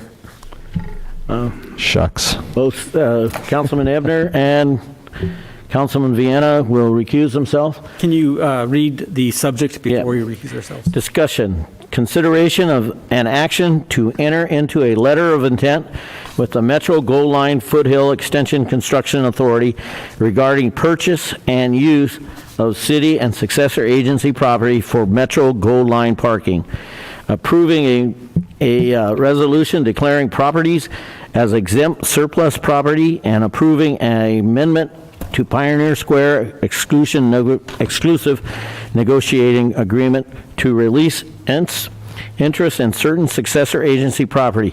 Los Angeles County Assessor Parcel Number 8390021-915 and 8390021-916 and 8386-021-913, 8390-021-900, and 901-904 to 9010, 912, and 917.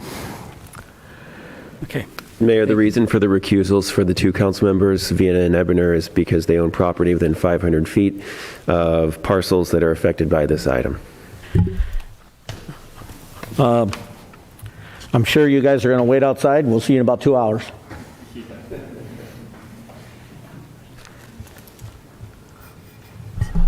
I recommend, given that we're in an hour and 45 minutes and that this may take some time, for a short break.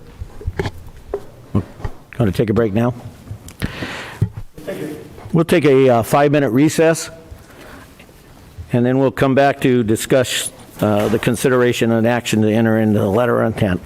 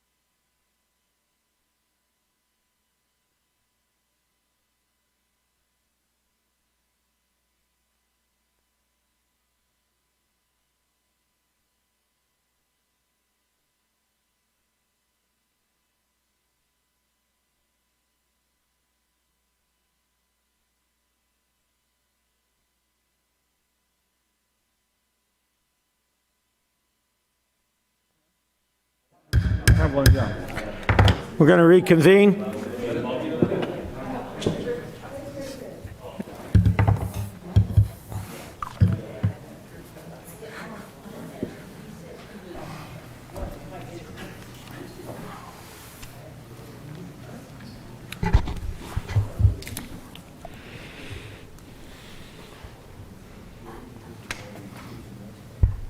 At this time, we're going to take up discussion of consideration of action to enter into a letter of intent with the Metro Gold Line Foothill Extension Construction Authority.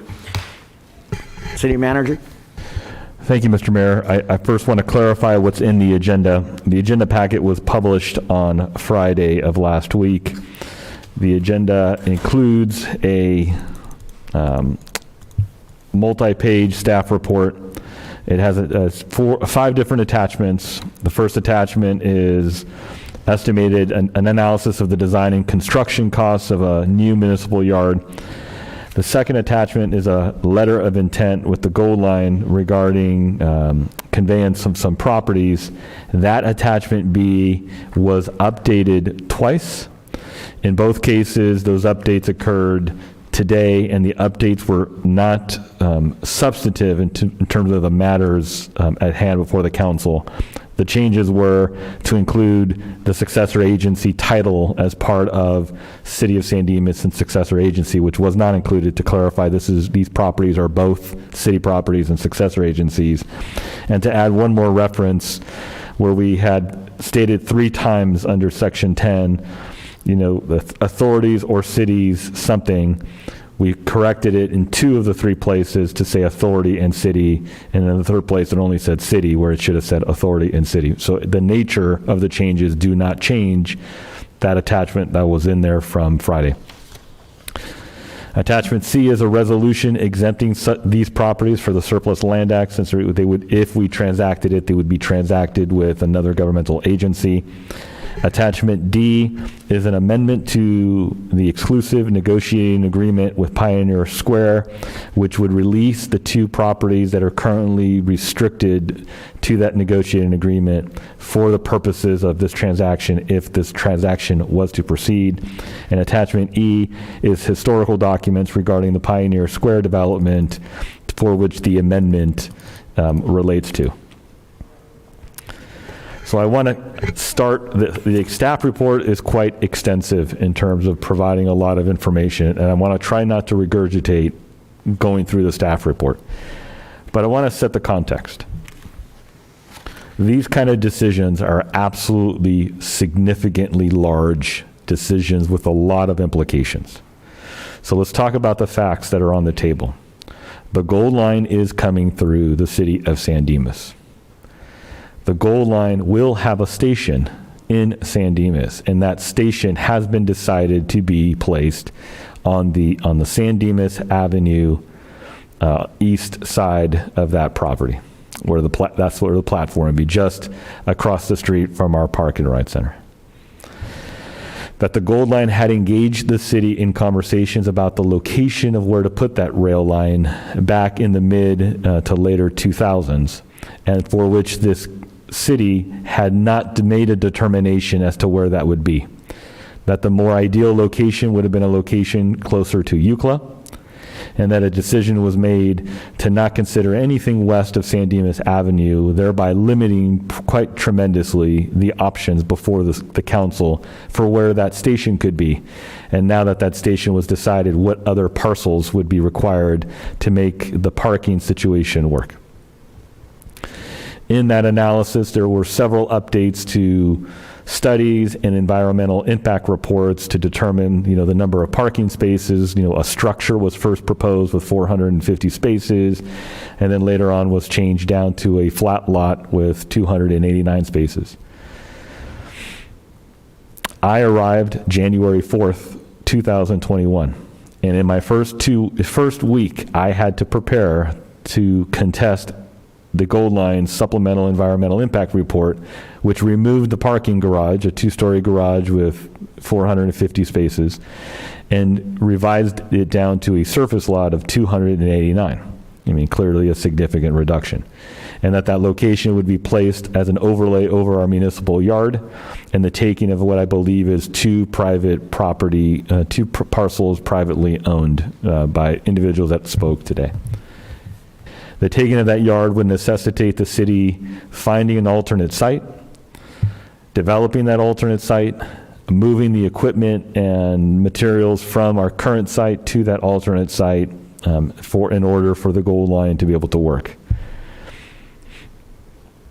We were not successful in contesting. The board did not consider and agree to leave a parking garage, so we were left with a flat lot and a very imminent timeline of the city losing its municipal yard.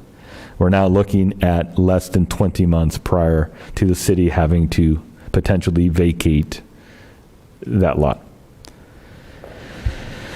The city at the time was not aware of the significant cost associated with moving and creating a new yard somewhere else. The report, which is attachment A, estimates that just the design and construction costs are estimated at $23 million.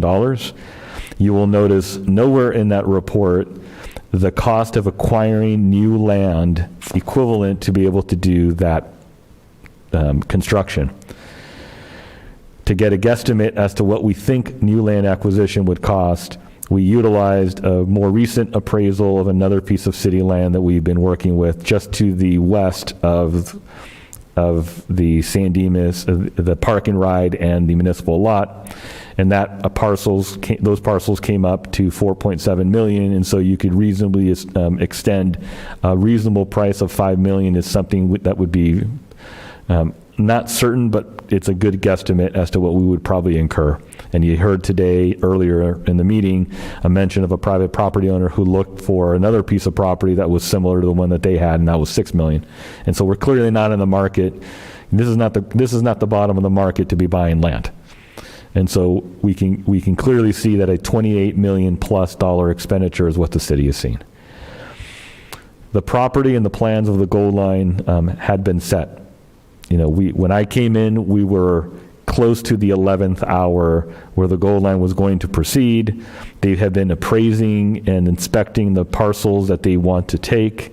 The hope was to negotiate first with those property owners, including the city, to negotiate a fair price and to be able to transact those properties. And in the absence of coming to some agreement, they would condemn those properties or eminent domain them from us.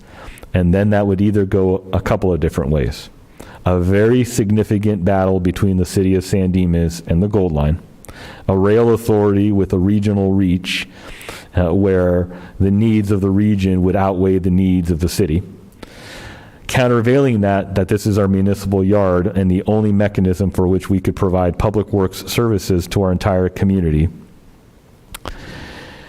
And then the fact that we have a very short timeline. So, if you win, that's good. But the more serious likelihood is we would lose, and when you lose, you're looking at an even shorter timeline to pick up the yard and move it. And so we're really stuck with a dilemma for this city. As a city manager, I'm asked to make recommendations to you all the time. Some of the recommendations I have to make, I don't necessarily agree with. But I have to make the right recommendation to you for the circumstances and facts that are before us. And so here are things we need to consider. There are multiple agencies impacted and multiple properties and individuals. The gold line has to proceed. The city, who has a municipal yard, a park and ride, and a vested interest of the impacts of the gold line coming through our community. Foothill Transit Authority, that is utilizing our park and ride for parking for a line going directly to the downtown. A developer, we've entered into an exclusive negotiating agreement, Pioneer Square LLC, for a property on Bonita Cataract. 2 property owners south of the municipal lot, which have been slated to be taken as part of the current plan with the gold line. Many residents that live in the surrounding areas that regardless of where this parking will land, whether on Walnut at our yard, the parking right, or anywhere else in that corridor, would be impacted. The downtown core and businesses and others that will be impacted by parking, and then just the general community at large and the impacts of what the Gold Line brings to us. I mean, clearly a dramatic impact across the entire community. In coming to the city, the council made very clear about a very significant priority for me. Help us become financially solvent and stable as an entity. We may have a lot of money in the bank, but we are not in a position that we are structurally balanced. And so finances are important and we have to consider them, but they're not the only thing to consider in any calculus. So I had to take a good hard look at where we were with the Gold Line, knowing that there's not much I can change given how far down the road we have gotten. And so here are some of the things I had to consider, and you don't necessarily see them here. If we have less than 20 months to move the yard, I believe it's guaranteed we will not have a property we could acquire and a yard developed to be able to transact business for Public Works. The properties we identified, which were approximately 7, are all privately held. Very few of them are ideal, so they're mostly less than ideal, but the key fact we have to consider is they're privately held. You already heard today from 2 property owners that are working with the Gold Line. Well, when I say working, I mean probably not coming to a negotiated agreement, and so condemnation is the approach they're taking, so it will become an adversarial process, and an adversarial process will take longer.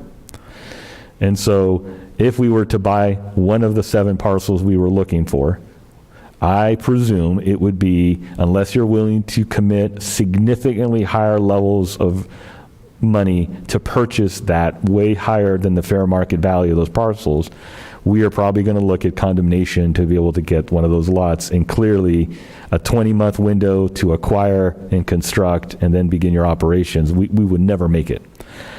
So I've asked staff to consider a catastrophic plan in the case the council does not desire to look at an alternate site.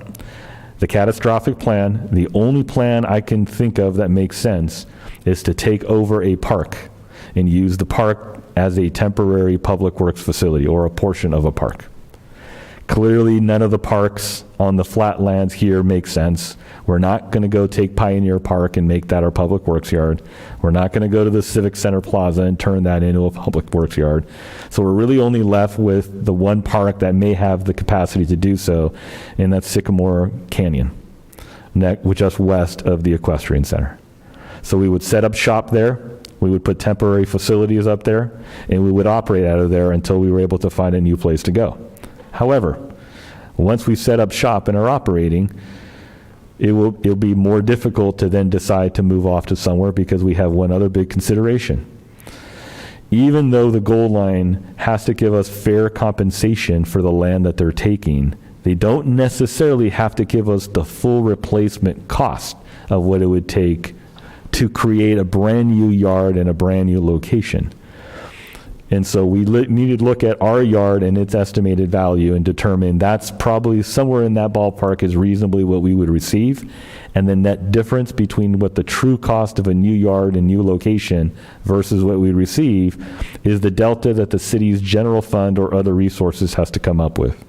And when I look at that, and while I've worked in real estate deals, I'm not a real estate agent, I'm not a broker. I've worked with businesses, done development agreements, and can see where we're looking at in this entire dilemma. And I estimate we're probably looking at a $20 million cost that the city would have to come up with. When I calculated what that $20 million cost over a 30-year period would be, we're looking at just shy than $1 million a year that the city would have to incur for 30 years to be able to create a new space for our Public Works yard. But in any case, still having to go to our catastrophic location to vacate the property before we move to a new location. At the same time, over the last 5 months, we've been engaged with the Pioneer Square project, a very innovative project with a lot of complexities, a lot of pieces, but a lot of potential in our downtown. Along with that, the city has let an RFP and has been receiving proposals for consultants to do a downtown specific plan. The downtown specific plan being a plan for the areas of Arrow Highway and Bonita all the way down the corridor to approximately Walnut, and looking at re-envisioning what we want that entire corridor to look like, and potentially intensifying it. In any case, requiring much, much more parking along that corridor to make that downtown specific plan viable. The PSQ project also requires a lot of parking to make a hotel and mixed-use project viable. The downtown, who currently has parking on the south side of the downtown just north of the rail lines, has a very awkward parking lot, and at its full capacity isn't adequate parking for the downtown and the downtown core for its current use potentially. But now imagine if you're looking to bring restaurants to the downtown, which is something that would be, from an economic development perspective, very worthwhile for our community. Very difficult to imagine to do that without additional parking capacity. And then we have the Park and Ride. The Park and Ride currently is a facility with approximately 175 spaces. It is not efficiently laid out. It's required double-sized aisleways to accommodate the Foothill Transit bus line coming into the Park and Ride. Lots of greenscape, what looks like medians as barriers, and so we don't get the full maximum use of that property.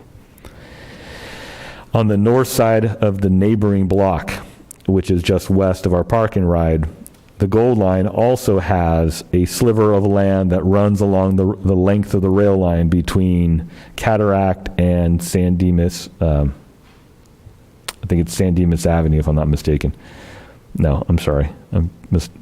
We're just west of the Park and Ride. That sliver of land is something we've been discussing with the Gold Line. It is not useful for the Gold Line and becomes a nuisance if it was just barren land and left to stay fallow. And so some use of that property makes sense.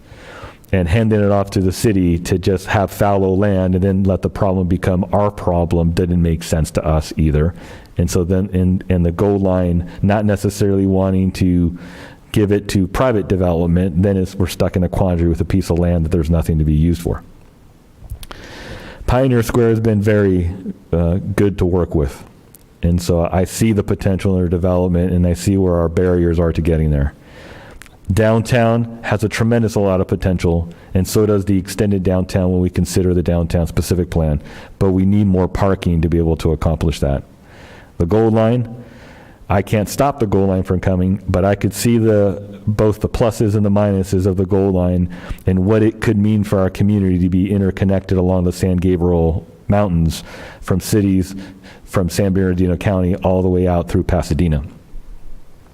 But dropping parking on the west side, on the east side of that block, on the Walnut side, is probably one of the worst areas to drop the parking, and then would necessitate you taking two private parcels. And so in looking at this, to me, it seemed obvious about if we wanted a solution to deal with financial issues, parking issues, facilitate development downtown and the development just west with Pioneer Square, and deal with the parking situation of the Gold Line. And that Park and Ride was exactly what, when you look at a map and you look at the calculus, seems to make sense. That's not to say that it is the best solution. It's not to say it's the only solution. And it's not to say that, yeah, absolutely, this is a slam dunk. We should do it no matter what. There's a lot that's going to come from this. The Gold Line would save a tremendous amount of money putting their lot on the Park and Ride. They would not require eminent domain of two private properties. We wouldn't lose our yard. We wouldn't be forced out. We wouldn't be forced to consider a potential $20 million expenditure in doing so. We would have the opportunity to increase parking in an area that could help facilitate our downtown specific plan, provide access to downtown and the neighboring development where Pioneer Square is attempting to develop in a way that nights and weekends would have higher capacity, because those are lower capacity times for the Gold Line, especially on the weekends. And our lot would turn into, instead of 175, the entire lot, the Gold Line piece and the neighboring pieces we have on Cataract would turn into 310 parking spaces, albeit surface lots. I would desire to have a parking structure, and I think somebody had mentioned that earlier. However, just as the supplemental environmental impact report of the goal line took out a parking garage to do a flat lot, a parking garage is not where Metro and the goal line are going. So that isn't contemplated as being an option for that property at this point. Also, a long-term lease or some other conditioned use of that property was something we explored. That's not what Metro does. The goal line is there to transact and construct the properties, and then the entire system, after being properly tested and vetted, is handed off to Metro, and the goal line goes away. So therefore, entering into arrangements that tie Metro into very long-range obligations are very problematic for the goal line, and that's why entertaining a lease isn't something that they're willing to do, and we attempted to do that. So that's not an option. So we're stuck. We're stuck. I'm stuck as a city manager 5 months in with one of the most difficult decisions our community is going to have in a decade. And we're balancing cost and impact to the city financially with parking, with impacts in the area, with development that's occurring across the whole core. Regardless of where the parking goes, we still have to, the goal line still has to do parking management and identify the impacts of parking on the surrounding areas, on Bonita downtown, in the neighborhood, on Railroad and other areas, and identify mitigations for parking impacts there. So that still has to happen one way or the other. What you're being asked to consider today does not sell the properties. What we're conveying to the goal line, who is at the 11th hour and ready to just proceed with taking our land and the private property land on Walnut, is we're serious about working with you on these parcels so that you can change your plans and go here. The city would still have to take action on a purchase and sale agreement. The goal line would still have to engage in an update of their environmental impact reports and go through the CEQA process. The Pioneer Square would not be relinquishing their rights to those two parcels until such time as the city and goal line agree to sell the property. So there is still a period of time for deliberation and consideration. However, the goal line's made it very clear. We need the city to convey that this is where we're going and can't afford the delay. The alternative, and doing nothing and staying where we're at, the city would be left with a few options. We would have to fight, and we know how the fight turned out with the 710 freeway on the west side of our county. It's been a 60-year history with that. Try to delay, try to convince the goal line to do something else, which I don't think is tenable given where we're at in their timeline. Or move our lot in a temporary solution and just stay there, as opposed to incurring a $20 million cost. And so it's difficult. I think the best evil of all the evils that are before us is to leverage the park and ride and surrounding neighborhoods to increase parking, to enhance economic development in the downtown core, to help facilitate the development we've been working on for 2 years at the Bonita Cataract property, to put the gold line parking in a better location, and then the hopes in the future, working with Metro, to maybe convert a flat lot to either a mixed-use development with a two-story parking structure, or just help make a two-story parking structure if Metro is amenable to that as a potential. That's the least worst option that we have before us. And as your city manager that has to recommend something to you on this matter, that seemed like the best option for us given the timelines we have with the gold line. So doing nothing would mean the gold line would proceed with their acquisition of our yard, and we would have to proceed with a catastrophic plan of relocating the yard. And so with that, I'll turn it back to you, Mr. Mayor. I have a question, if I may ask. Yes, please. We have a resolution in front of us. If we pass this resolution, that means that no private property will be taken by eminent domain?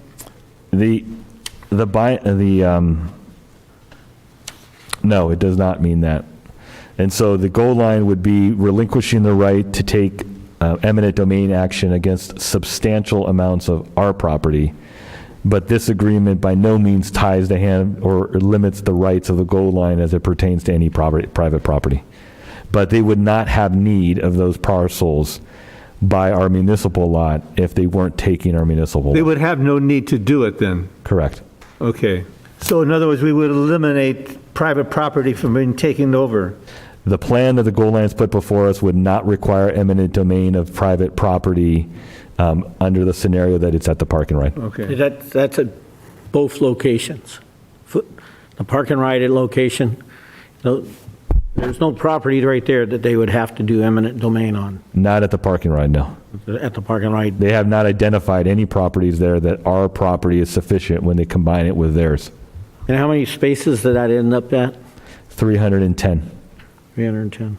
And you don't think any way in heck that they'll consider a one-story parking structure?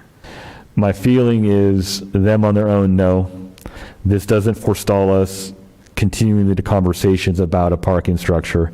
The park and ride was funded with 70% transit funds and 30% housing funds. And so those funds would have to go back into those restricted funds for those type of uses. Maybe we could work with them on contributing the funding from that sale into making a parking structure, but it changes the environmental analysis for the Gold Line, and what the Gold Line is, they're at the 11th hour are looking for the most streamlined approach forward. In your conversations with the Gold Line, we have the memorial on the northwest corner of Commercial and San Dimas Avenue. But what I see is that they're talking about, and that was even before when they started talking, about putting a driveway, either an exit or entrance there. Is there any conversation about that? The issue that we have on San Dimas Avenue is the same issue we have at Walnut, just east of the yard. CPUC requires a safety buffer within 100 feet of the rail line. And so they need to put in a dual armed safety area with the structured median. And so that structure median would impact Foothill Transit from going into the park and ride. And so there were considerations already with no change to park and ride to use from what currently is there to still require us to have to go past the backside of the monument. This wouldn't change that if we decided to go this direction. All right, if in fact that's the way it goes, cosmetic things could be done, like a wall between a driveway and the monument, some type of a permanent structure, not hedges or something like that. We could work with them as they're going through the environmental process, yes.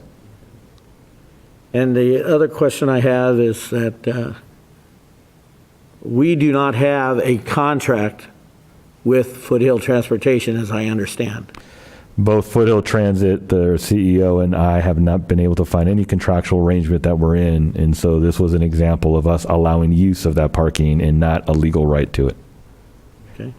And you bring up a good point because I didn't spend enough time about Foothill Transit.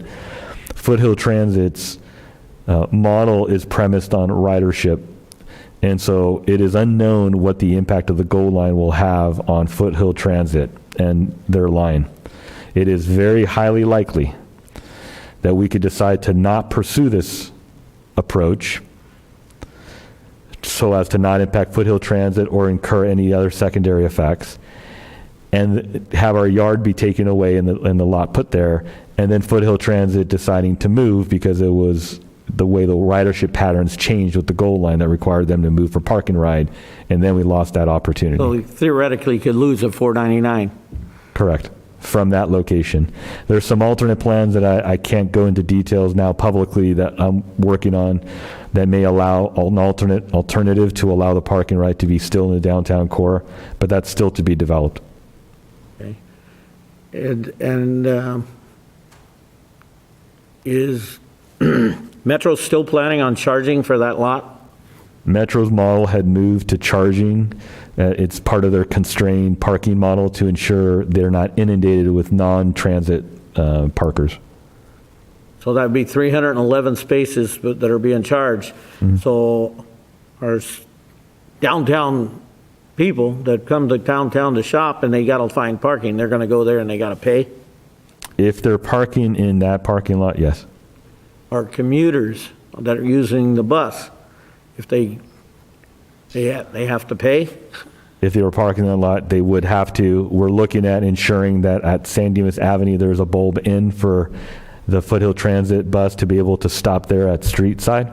But if you're parking in the Gold Line's parking, you would be paying. Okay.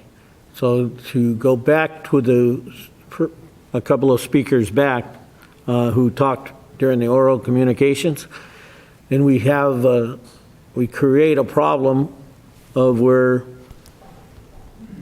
people who come to downtown or come there and they don't want to pay, now they're looking for alternatives.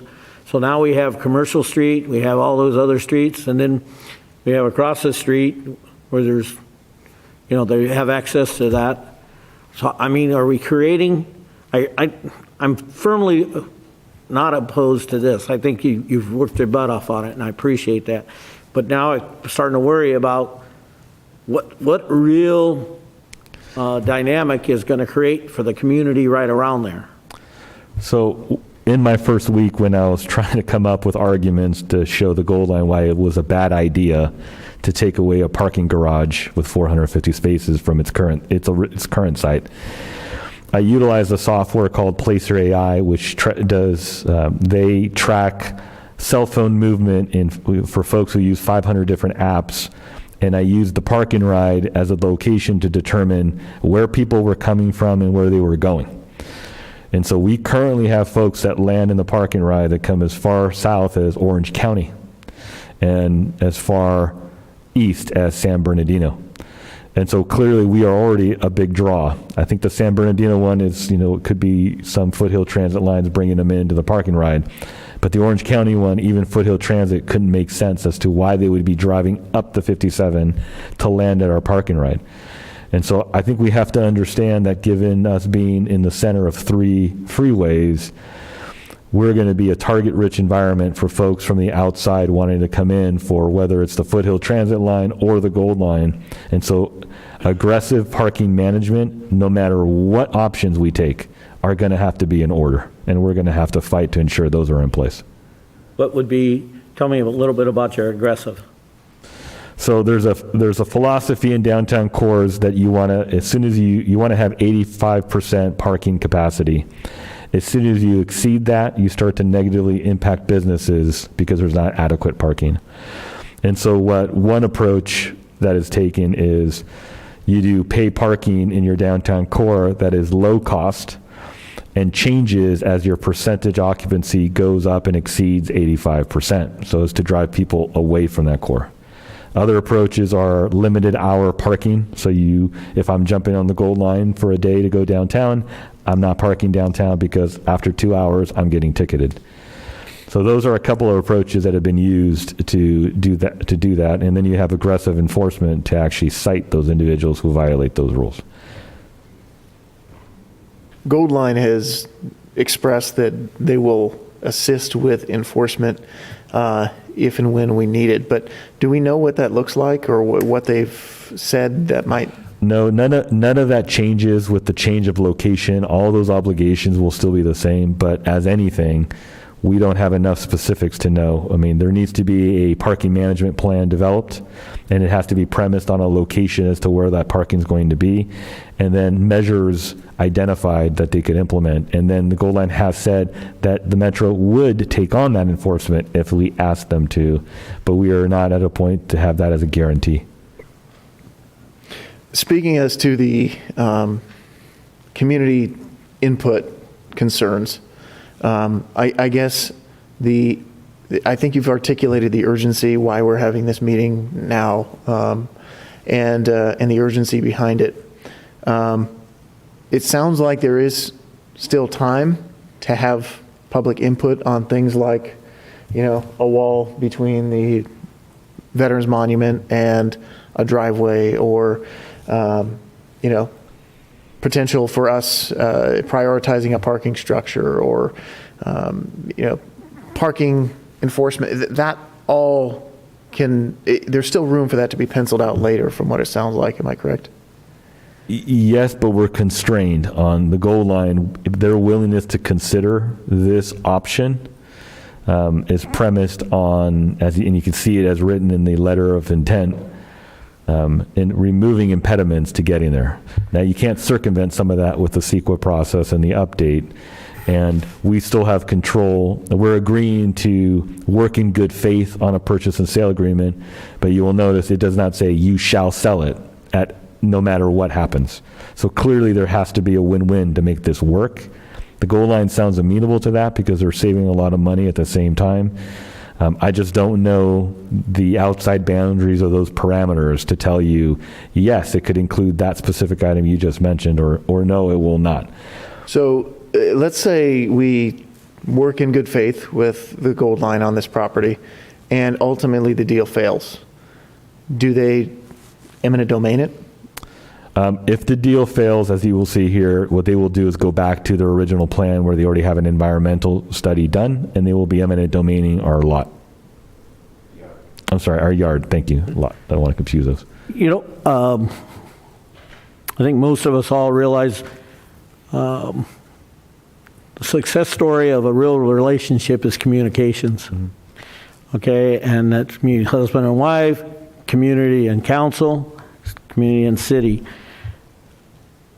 Remembering back 2 years ago, 2.5 years ago, we had an issue where we started to look at building a multi-story Marriott hotel.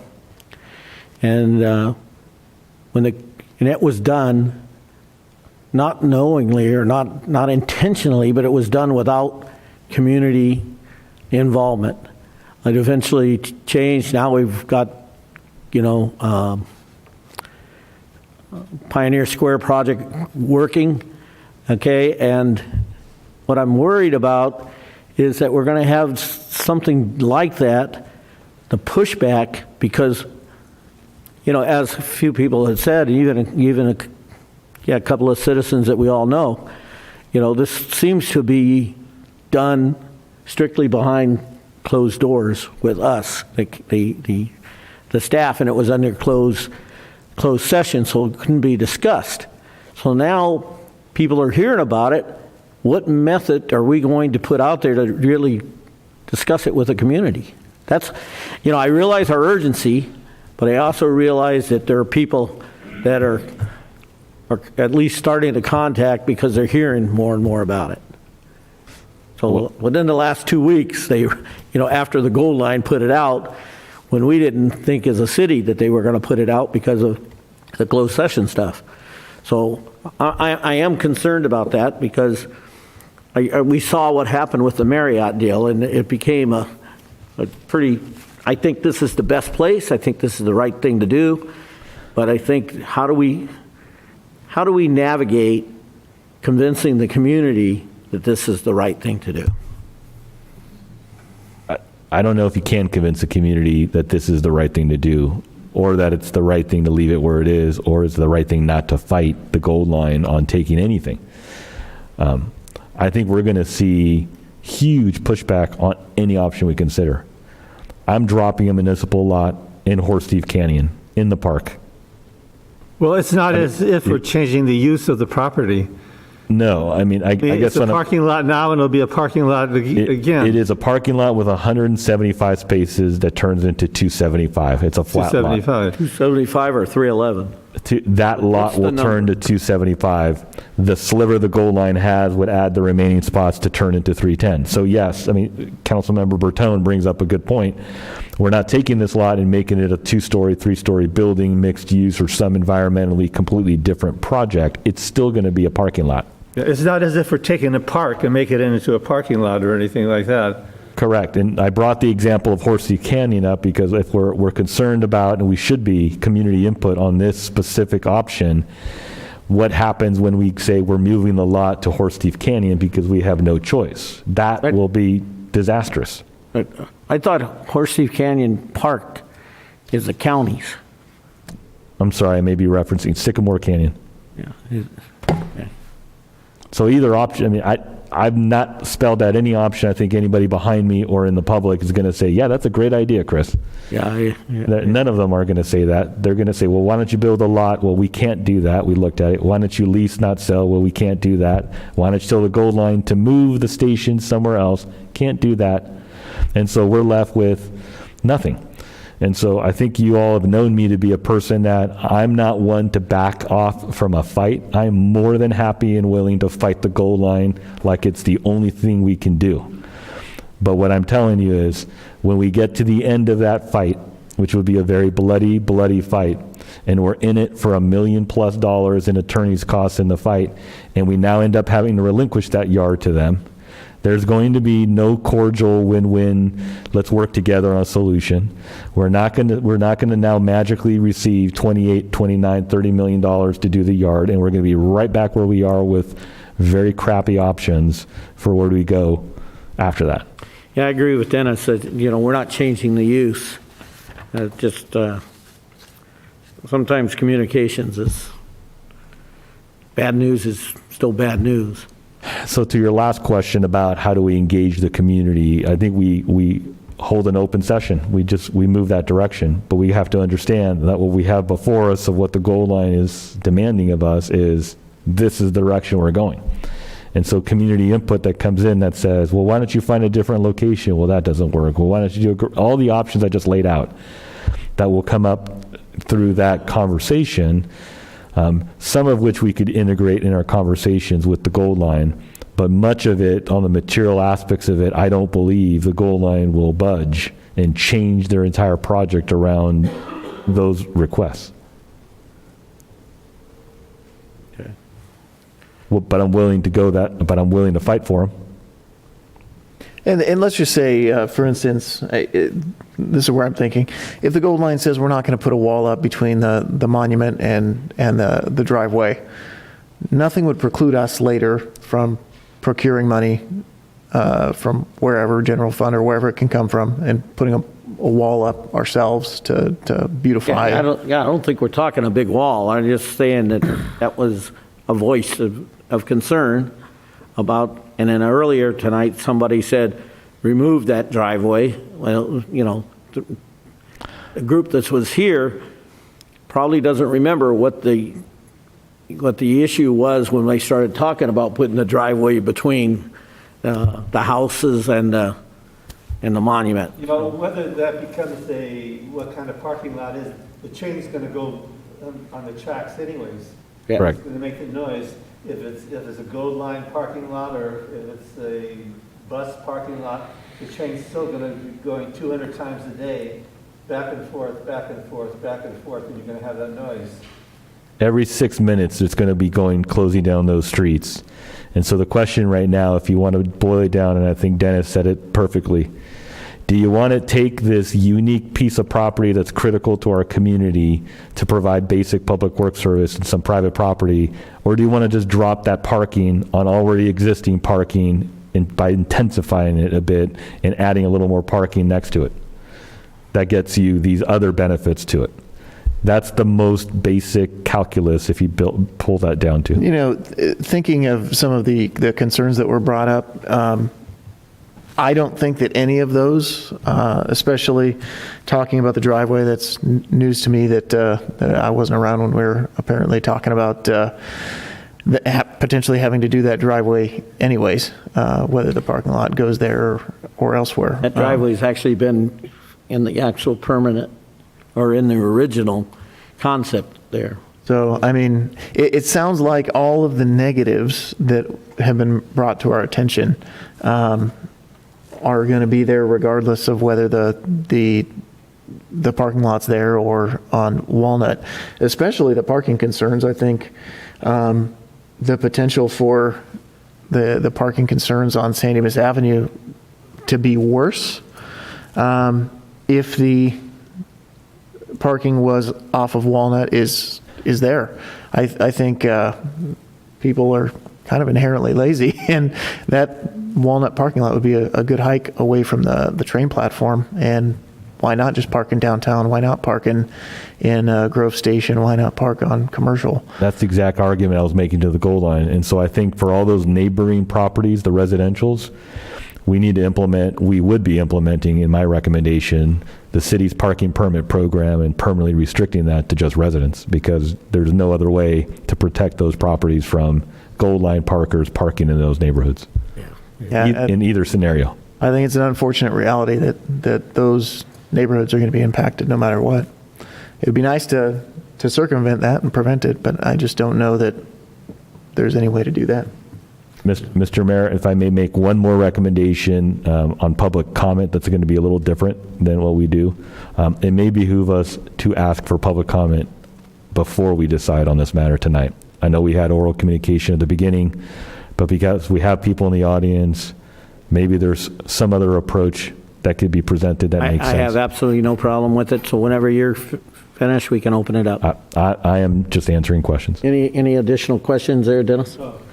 All right now we'll open this up for oral communications. Is this a scheduled public hearing? No. Okay, it's not a public hearing. A public hearing, you can talk till tomorrow, okay? But it's not a public hearing, so let's limit your conversation to 3 minutes, your statements if you can. If you're in the middle of a statement, I'll be more than happy to extend the courtesy of talking. All right, so anyone who wants to speak on this issue, please give me a call. Come on upstairs. Come on to the microphone.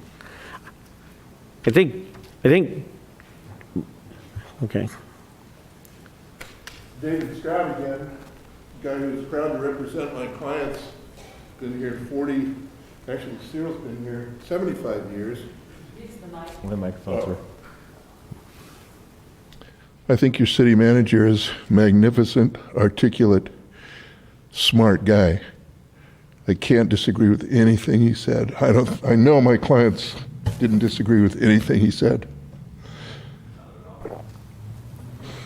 And as far as public comment is concerned, have to leave that to the wisdom of you gentlemen, but I'd agree, the public probably, it'll be a tough sell either way, whether you give them, the public a chance, excuse me, it's going to be a tough sell. Is it going to be harder if you give the public more time to comment? I don't know. I guess we should consider that. If you have any questions for JV Company, we're behind the city and what you do. We'd support you. If you had to move and you needed a neighbor, we'd even go with you and contribute to perhaps defer some of the cost. If you had extra space, we'd love to still go with you in your move, contribute to the move, perhaps save the city a little money and us too. Thank you. Thank you. I'll be available anytime you have questions for us. Super. Thank you. Anyone else like to speak on this matter?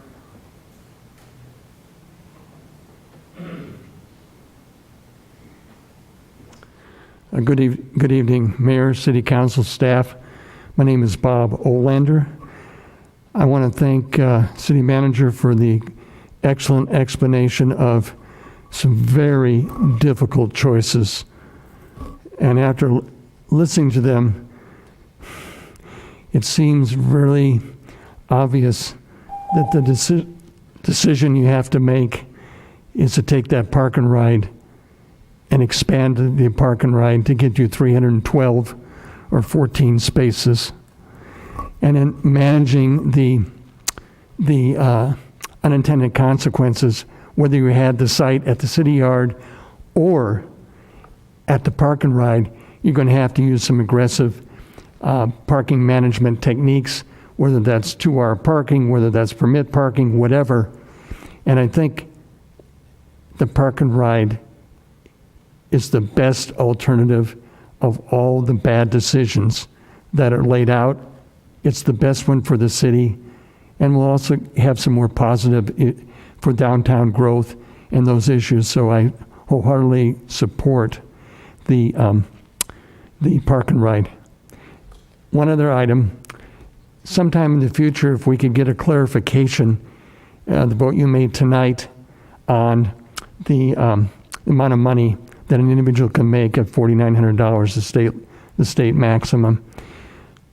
In a family issue where I'll use my wife and I, not that we're going to give almost $10,000, but I need a clarification whether we're individuals, each one of us can make a contribution, or do we have to demonstrate that the monies are independent of one another? And I think that's important because whether you're giving $4,900 or giving $1,000 or giving $250 or giving $100, if you've got an adult family, husband and wife, then I think we need to know how that can be given. It's not so important today, but the election is coming a year from now. Okay, Mr. Olander? Yes. I think what I'll do is I'll ask the city manager to contact you and talk to you about that. I think we want to stay on track with this parking issue. Thank you. Thank you, sir.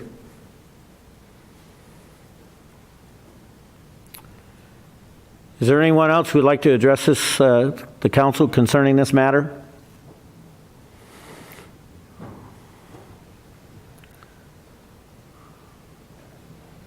Hello, everyone.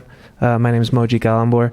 I just wanted to bring comment to Mr. Mayor. You're saying that it would be a good idea to ask the public whether they'd be okay with this. I personally think from listening to the conversation that the city has to sometimes make the choice of the lesser of the evils, just like the city manager is saying. So I don't know how much good it will do to basically ask everybody if this would be okay, because like all the options aren't that great. So sometimes I think the city has to make the choice and go with the worst of the evils. So the worst or the best? The worst of the best, yeah. Thank you. Thank you. Yeah, I certainly understand what you're saying. All right, anyone else wish to speak? Okay, I'll bring it back to the council. Okay.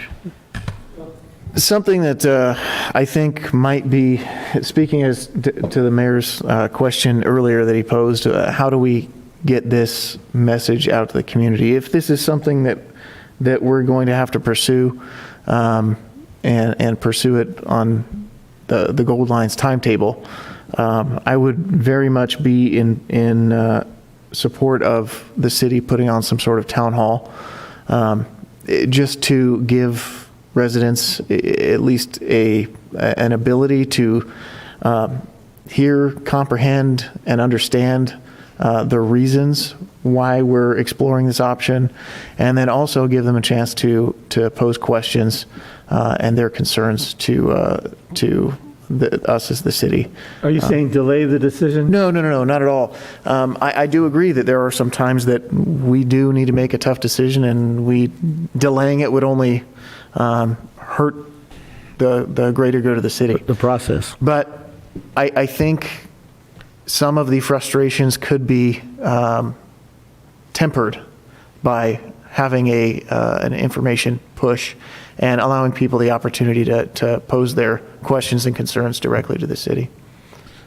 I'd like that, and I would expand it to ensuring that if there are ideas or concepts to mitigate impacts of the vehicle inundation and whatnot, we should consider that. And so since we budgeted $500,000 for the Gold Line, this move, I think there'd be funding to ensure that we do the analyses that might come up through that process. I think one of the things with the parking, when we talk, first off, I'm very objectionable to the Gold Line charging for the parking, because that's only going to push people out into the neighborhoods.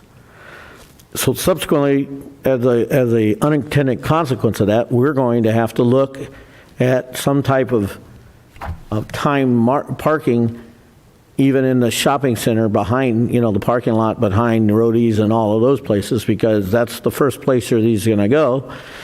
Just like we have, we have employees there now, and you try to go there and you can't find a parking space, and now all those employees are going to now start looking for places. So that's going to be something that we're going to have like 20 months to figure it out, but that's somewhere we're going to have to go. So, but no, I'm extremely objectionable to being strong-armed by Metro, but I also see the wisdom of making this move. As Dennis said, we're not changing the use of it. It's a parking lot. I should say, strong-armed is a tough phrase to refer to them, because the assumption is that they wouldn't change from any position they may have. I still have hope that we can convince them that there's some alternate way after it's transacted and goes to Metro of how they can accomplish their goals of ensuring there's adequate parking for the goal line, but also not negatively impact us badly by charging 24 hours a day for parking in the parking lot, because weekends should not be a highly traveled day, but it may be highly needed for us in the downtown core and neighboring to have parking there on the weekends. Why would you charge if for the goal line doesn't really accomplish that? Or even the evenings, the evenings, most of the people are going to ride in the daytime, and it's 5 o'clock, 6 o'clock, or something like that. It's just something, and it was a poor choice of words on my side to use the word strong arm, but it just, that parking issue is the financial cost of people having to pay for that, and then our community people who come downtown who are going to be looking for parking spots, them in that position too. So I just, that's concerning. But I will apologize to the goal line authority for using that type of language. All right. So any further questions of staff? I'll bring it back to you guys. Well, I would move that we waive further reading and approve the resolution. There's no number here for it. If I may, counsel, there are 3 actions that need to happen either simultaneously or in the 1, 2, 3 order. Because first of all, that we have to authorize the release of those properties that are in the successor agency that are under the exclusive negotiating agreement, file a resolution that says that these are exempt from the Surplus Land Act, and then authorize the city manager to enter into the binding letter of intent. Those 3 actions I would hope you could do together.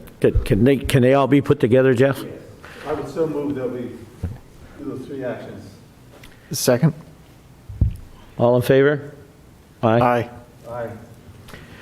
Motion carries 3-0. And I can tell you, one of the reasons, as the city manager explained beforehand, this saves the city $23 million.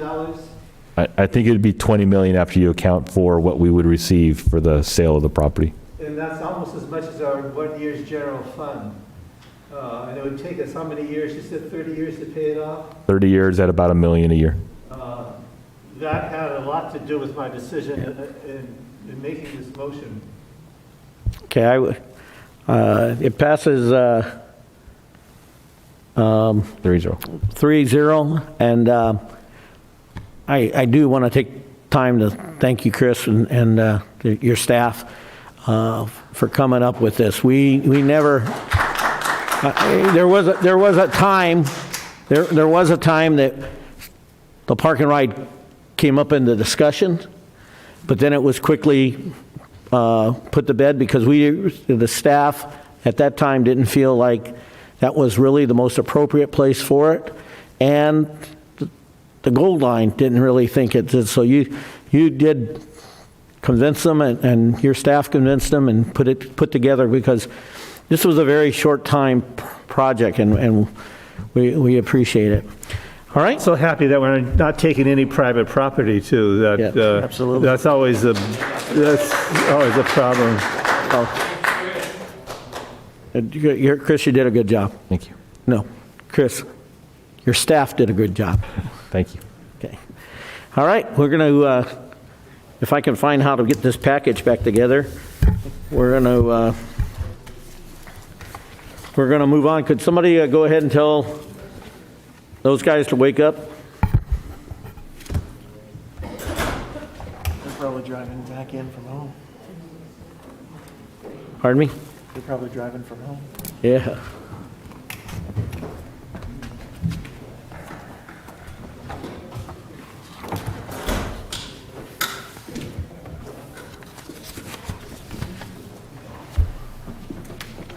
Okay.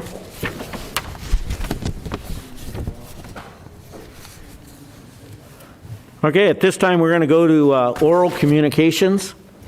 Members of the audience, speakers are limited to 3 minutes and may be determined by the chair. Okay, anyone like to speak in oral communication? 3 minutes. Sean Cesaris is in the audience to Okay. speak. Good evening, council and members of the audience. Last weekend, myself and volunteers set up a table on the sidewalk of Villa Verde Plaza during the car show.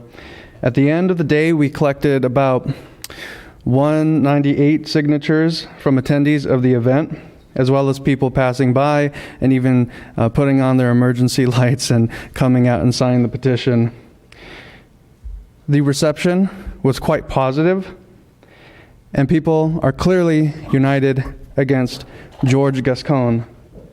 A lot of families of victims are involved with this campaign and are out there collecting signatures because via a directive, Gascon is not letting prosecutors attend parole hearings of these violent criminals. Not only that, he's getting rid of gun enhancements, special enhancements, you name it. Law enforcement is also strained by the early release of these criminals who should be locked up. So, if you want to get involved with the campaign, go to, and this is the only campaign that is out there collecting signatures, recallgeorgegascon.com. I am the city captain for San Dimas and collecting signatures, so you'll see me out there. I'm also your neighbor. That's all I had to say. Thank you. Thank you. Anyone else like to address the council? Seeing none, we'll move on to staff and city council reports. City manager. So we already heard an accurate account for what's happening at SB9, so I won't go into that detail since it's going to be heard tomorrow. And then the Gold Line, I had a presentation from Sherry that will defer to the next meeting given the hour. In terms of COVID update, I would go over the OSHA standards, but they're still being contemplated under the Office of Administrative Law, so I won't go into the details, but we're hoping to get clearer guidance about what happens June 15th in our county. As my general update, kudos to our Public Works Director, Sherry Garwick, and her team, and Congresswoman Napolitano, who I just talked to this morning. We're receiving $1.6 million for our Arrow Highway Rehabilitation Project from the Federal Investing in a New Vision for the Environment and Surface Transportation in America Act. This would have been a project many years out, but we'll be able to do it sooner because now we're receiving federal funding for it, which is fantastic. We released our quality of life task force applications, and they're due June 25th at 4:30 p.m. So if you have anybody you know out there that wants to apply, there's a link on the website that they can fill out an application and send it to us.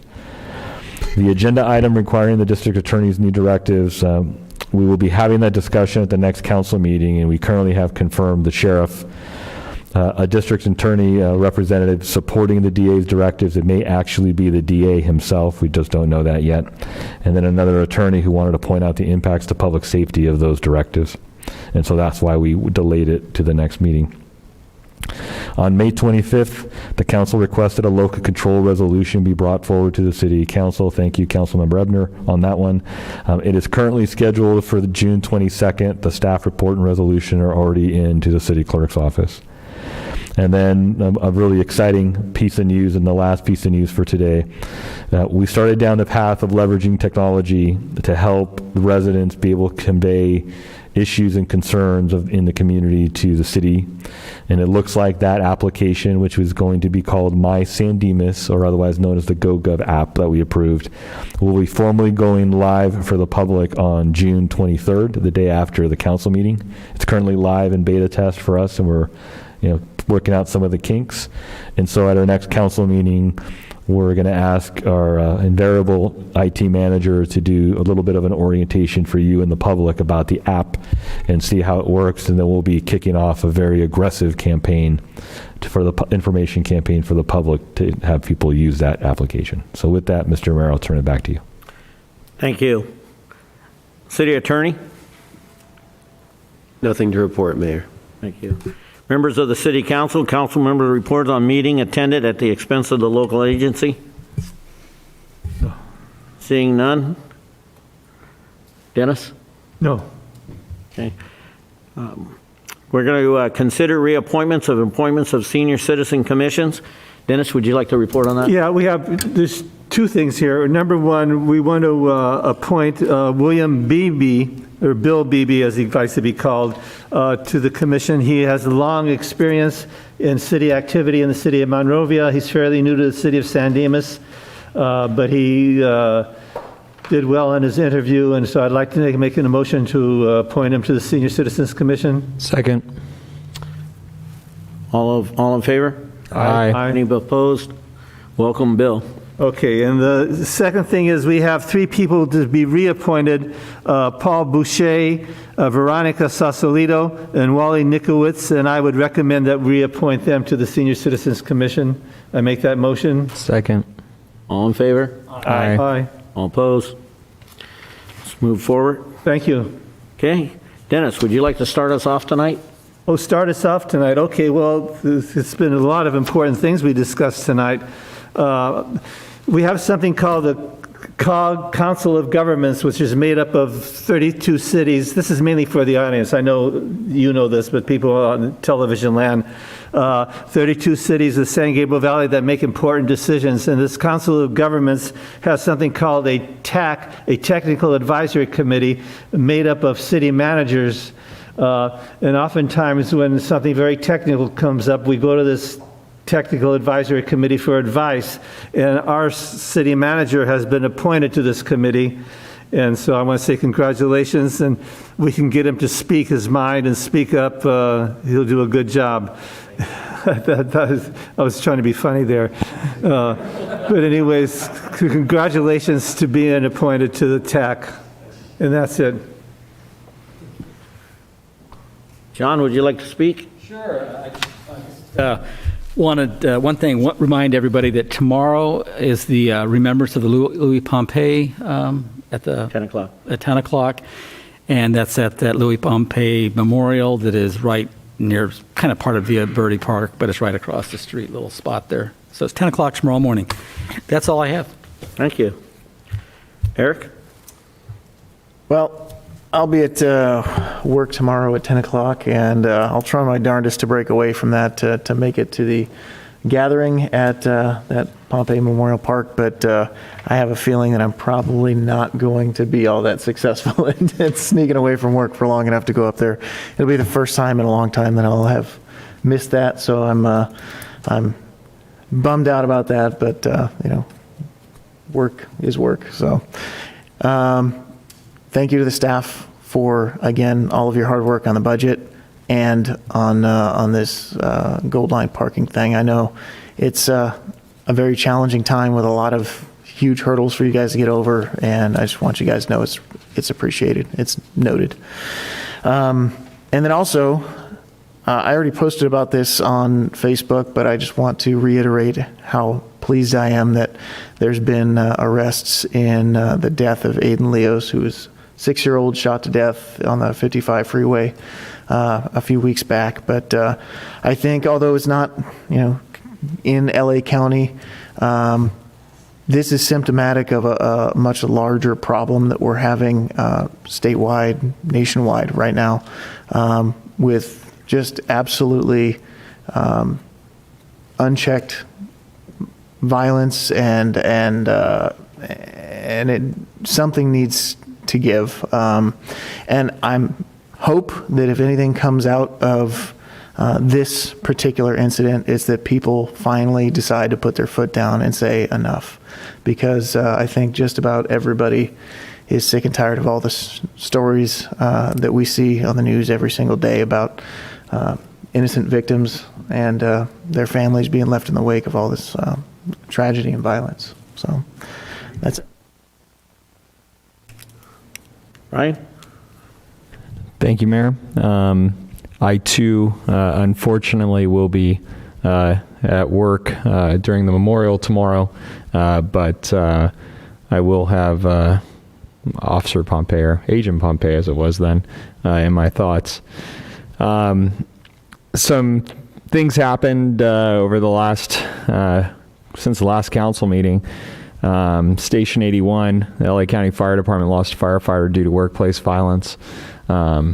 It's a tough thing, and so my thoughts and prayers are with all of the firefighters. The fire department, much like law enforcement, is especially the county fire, is a big but small agency, so things like that hurt and are felt all throughout the county. Speaking of which, I've had to laugh because I've heard stories, citizens noticing the motor officer strolling around town, and have taken some notice of the enforcement and the interaction. As a matter of fact, I heard one story of someone calling asking for enforcement on their neighborhood block, and a gentleman. And about 2 hours later, the person that blew the stop sign was this gentleman's wife. And I thought that was pretty funny. But I will say that I've heard some interesting but good things. I had an opportunity to talk to the motor deputy recently, and he this is funny San Dimas things, but pulled up to contacted a young lady who was on her cell phone, and about a few days later happens to pull up to her in another part of the city on her cell phone again, and ultimately didn't pull her over, but contacted her and told her to call her mom, and had a conversation with her mom. And I guess her mom gave her some lessons in responsibility. I share this just because I think that people give motors a bad rap, and I think people think that motors are just ticketing machines. But I can tell you, just hearing some of the stories of what our motor deputy has been doing here, I think is pretty awesome in the context of doing traffic enforcement. And enforcement doesn't always mean citing. Sometimes it does mean having those positive contacts or conversations to be able to get people to be more conscious, more aware, right? So I appreciate all the work that's being done with that. I think council, did a good thing there, especially in the wake of everything that we've seen here in this community with public safety recently. To that end, today, as most people know, I'm a scuba diver, so it is World Ocean Day, and 71% of the world is covered by the ocean, and we say one ocean, it's not oceans, and that's, you can look at theory in hydrodynamics, talks about that, and you might understand that further if you research that a little bit, but bottom line is, there is a lot of things that go into it, especially when we talk about MS4 water permits. And even tonight we talked about, I think we actually passed something to be able to put in a stormwater drain system somewhere here in the city. So those are all important things to do, being mindful of the oceans. And I think that was a very nice thing, timely tonight. So anyways, I hope everybody has a great week. And I do want to say the budget tonight, being honest, this was probably the fastest we've ever passed a budget, with probably the least amount of dialogue.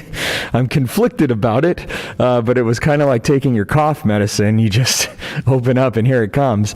But I understand in the wake of the pandemic and everything else, we've been really fortunate with what happened with the budget as it turned out, I think, in the aftermath. And we talked a lot about recovery and what we were going to do. I think we're better off than where we could have been, which is fantastic. I will, even though it pains me to say this, I will admit seeing John's urban forest kind of wherever it went is a shock, not because I would support the allocation and funding in urban forest, but because I do agree that we should have some conversation about those things. And I think that council in budget sessions in the past had, or there is somewhere, a list of council priorities or projects that had been identified by council and with community input for a long time before I showed up.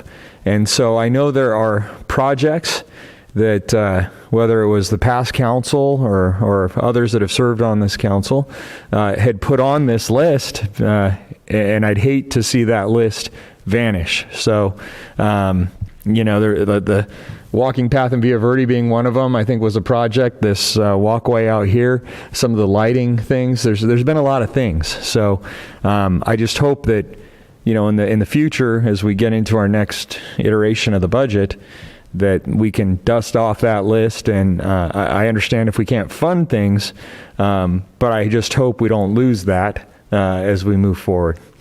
Other than that, I think the can't remember how Michael framed it, but it was the control panel or but whatever the box was, whatever. I thought that was a good way to present the information and made it more digestible.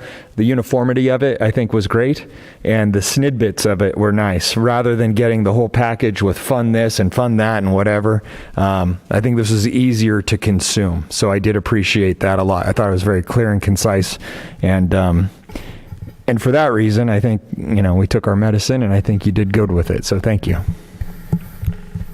Thank you. The one thing that Ryan tapped on was the projects, the Via Verde Park, Community Park. These projects don't just happen overnight. There's studied. They sent them out for all the design and all that stuff. So neither of those projects took 6 months or a year. They took 3 and 4 years, and those things get funded over a period of time. So it's not like we take out $400,000 to put a sidewalk in. They design it, they put money away for it, and then they do it. So and it does take time, and it takes staff's commitment to those projects. And I'm quite sure that list is somewhere around, and I'm quite sure that the city manager will find it. But with that all being said, it was a great job putting that together. Just to go a little bit on Ryan's on the motor officer. I had the opportunity to actually stop him and talk to him and to find out what his philosophy was, what he was talking about doing citations and community involvement. And what I found from talking to him and then talking to some other people in the market who had an occasion to talk to him on less little happiness, but they all said the same thing.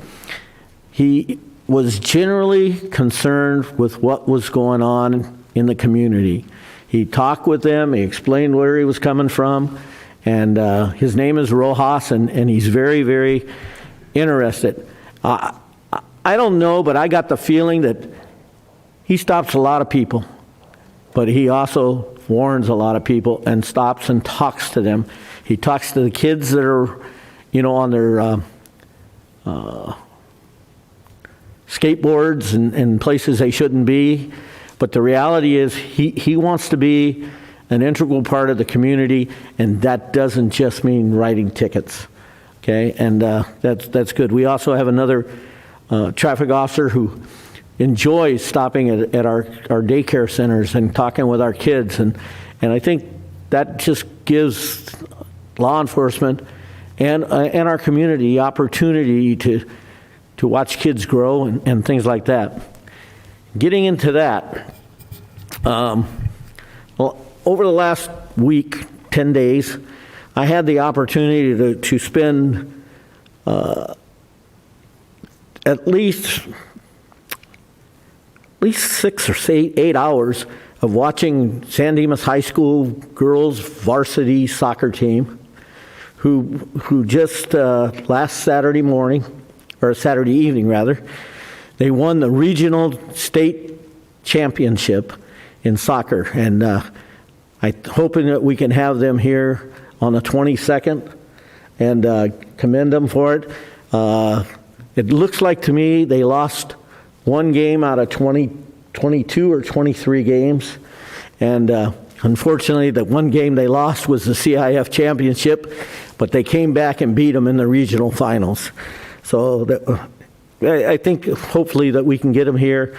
I realize it's going to be after school, but I've got a feeling there'll be a lot of them. They were pretty happy kids. So, and with all of that being said, we've had a long night, and I think we all should just move on. And I want to thank the people who came tonight, and you can see we're getting back to some semblance of normalcy.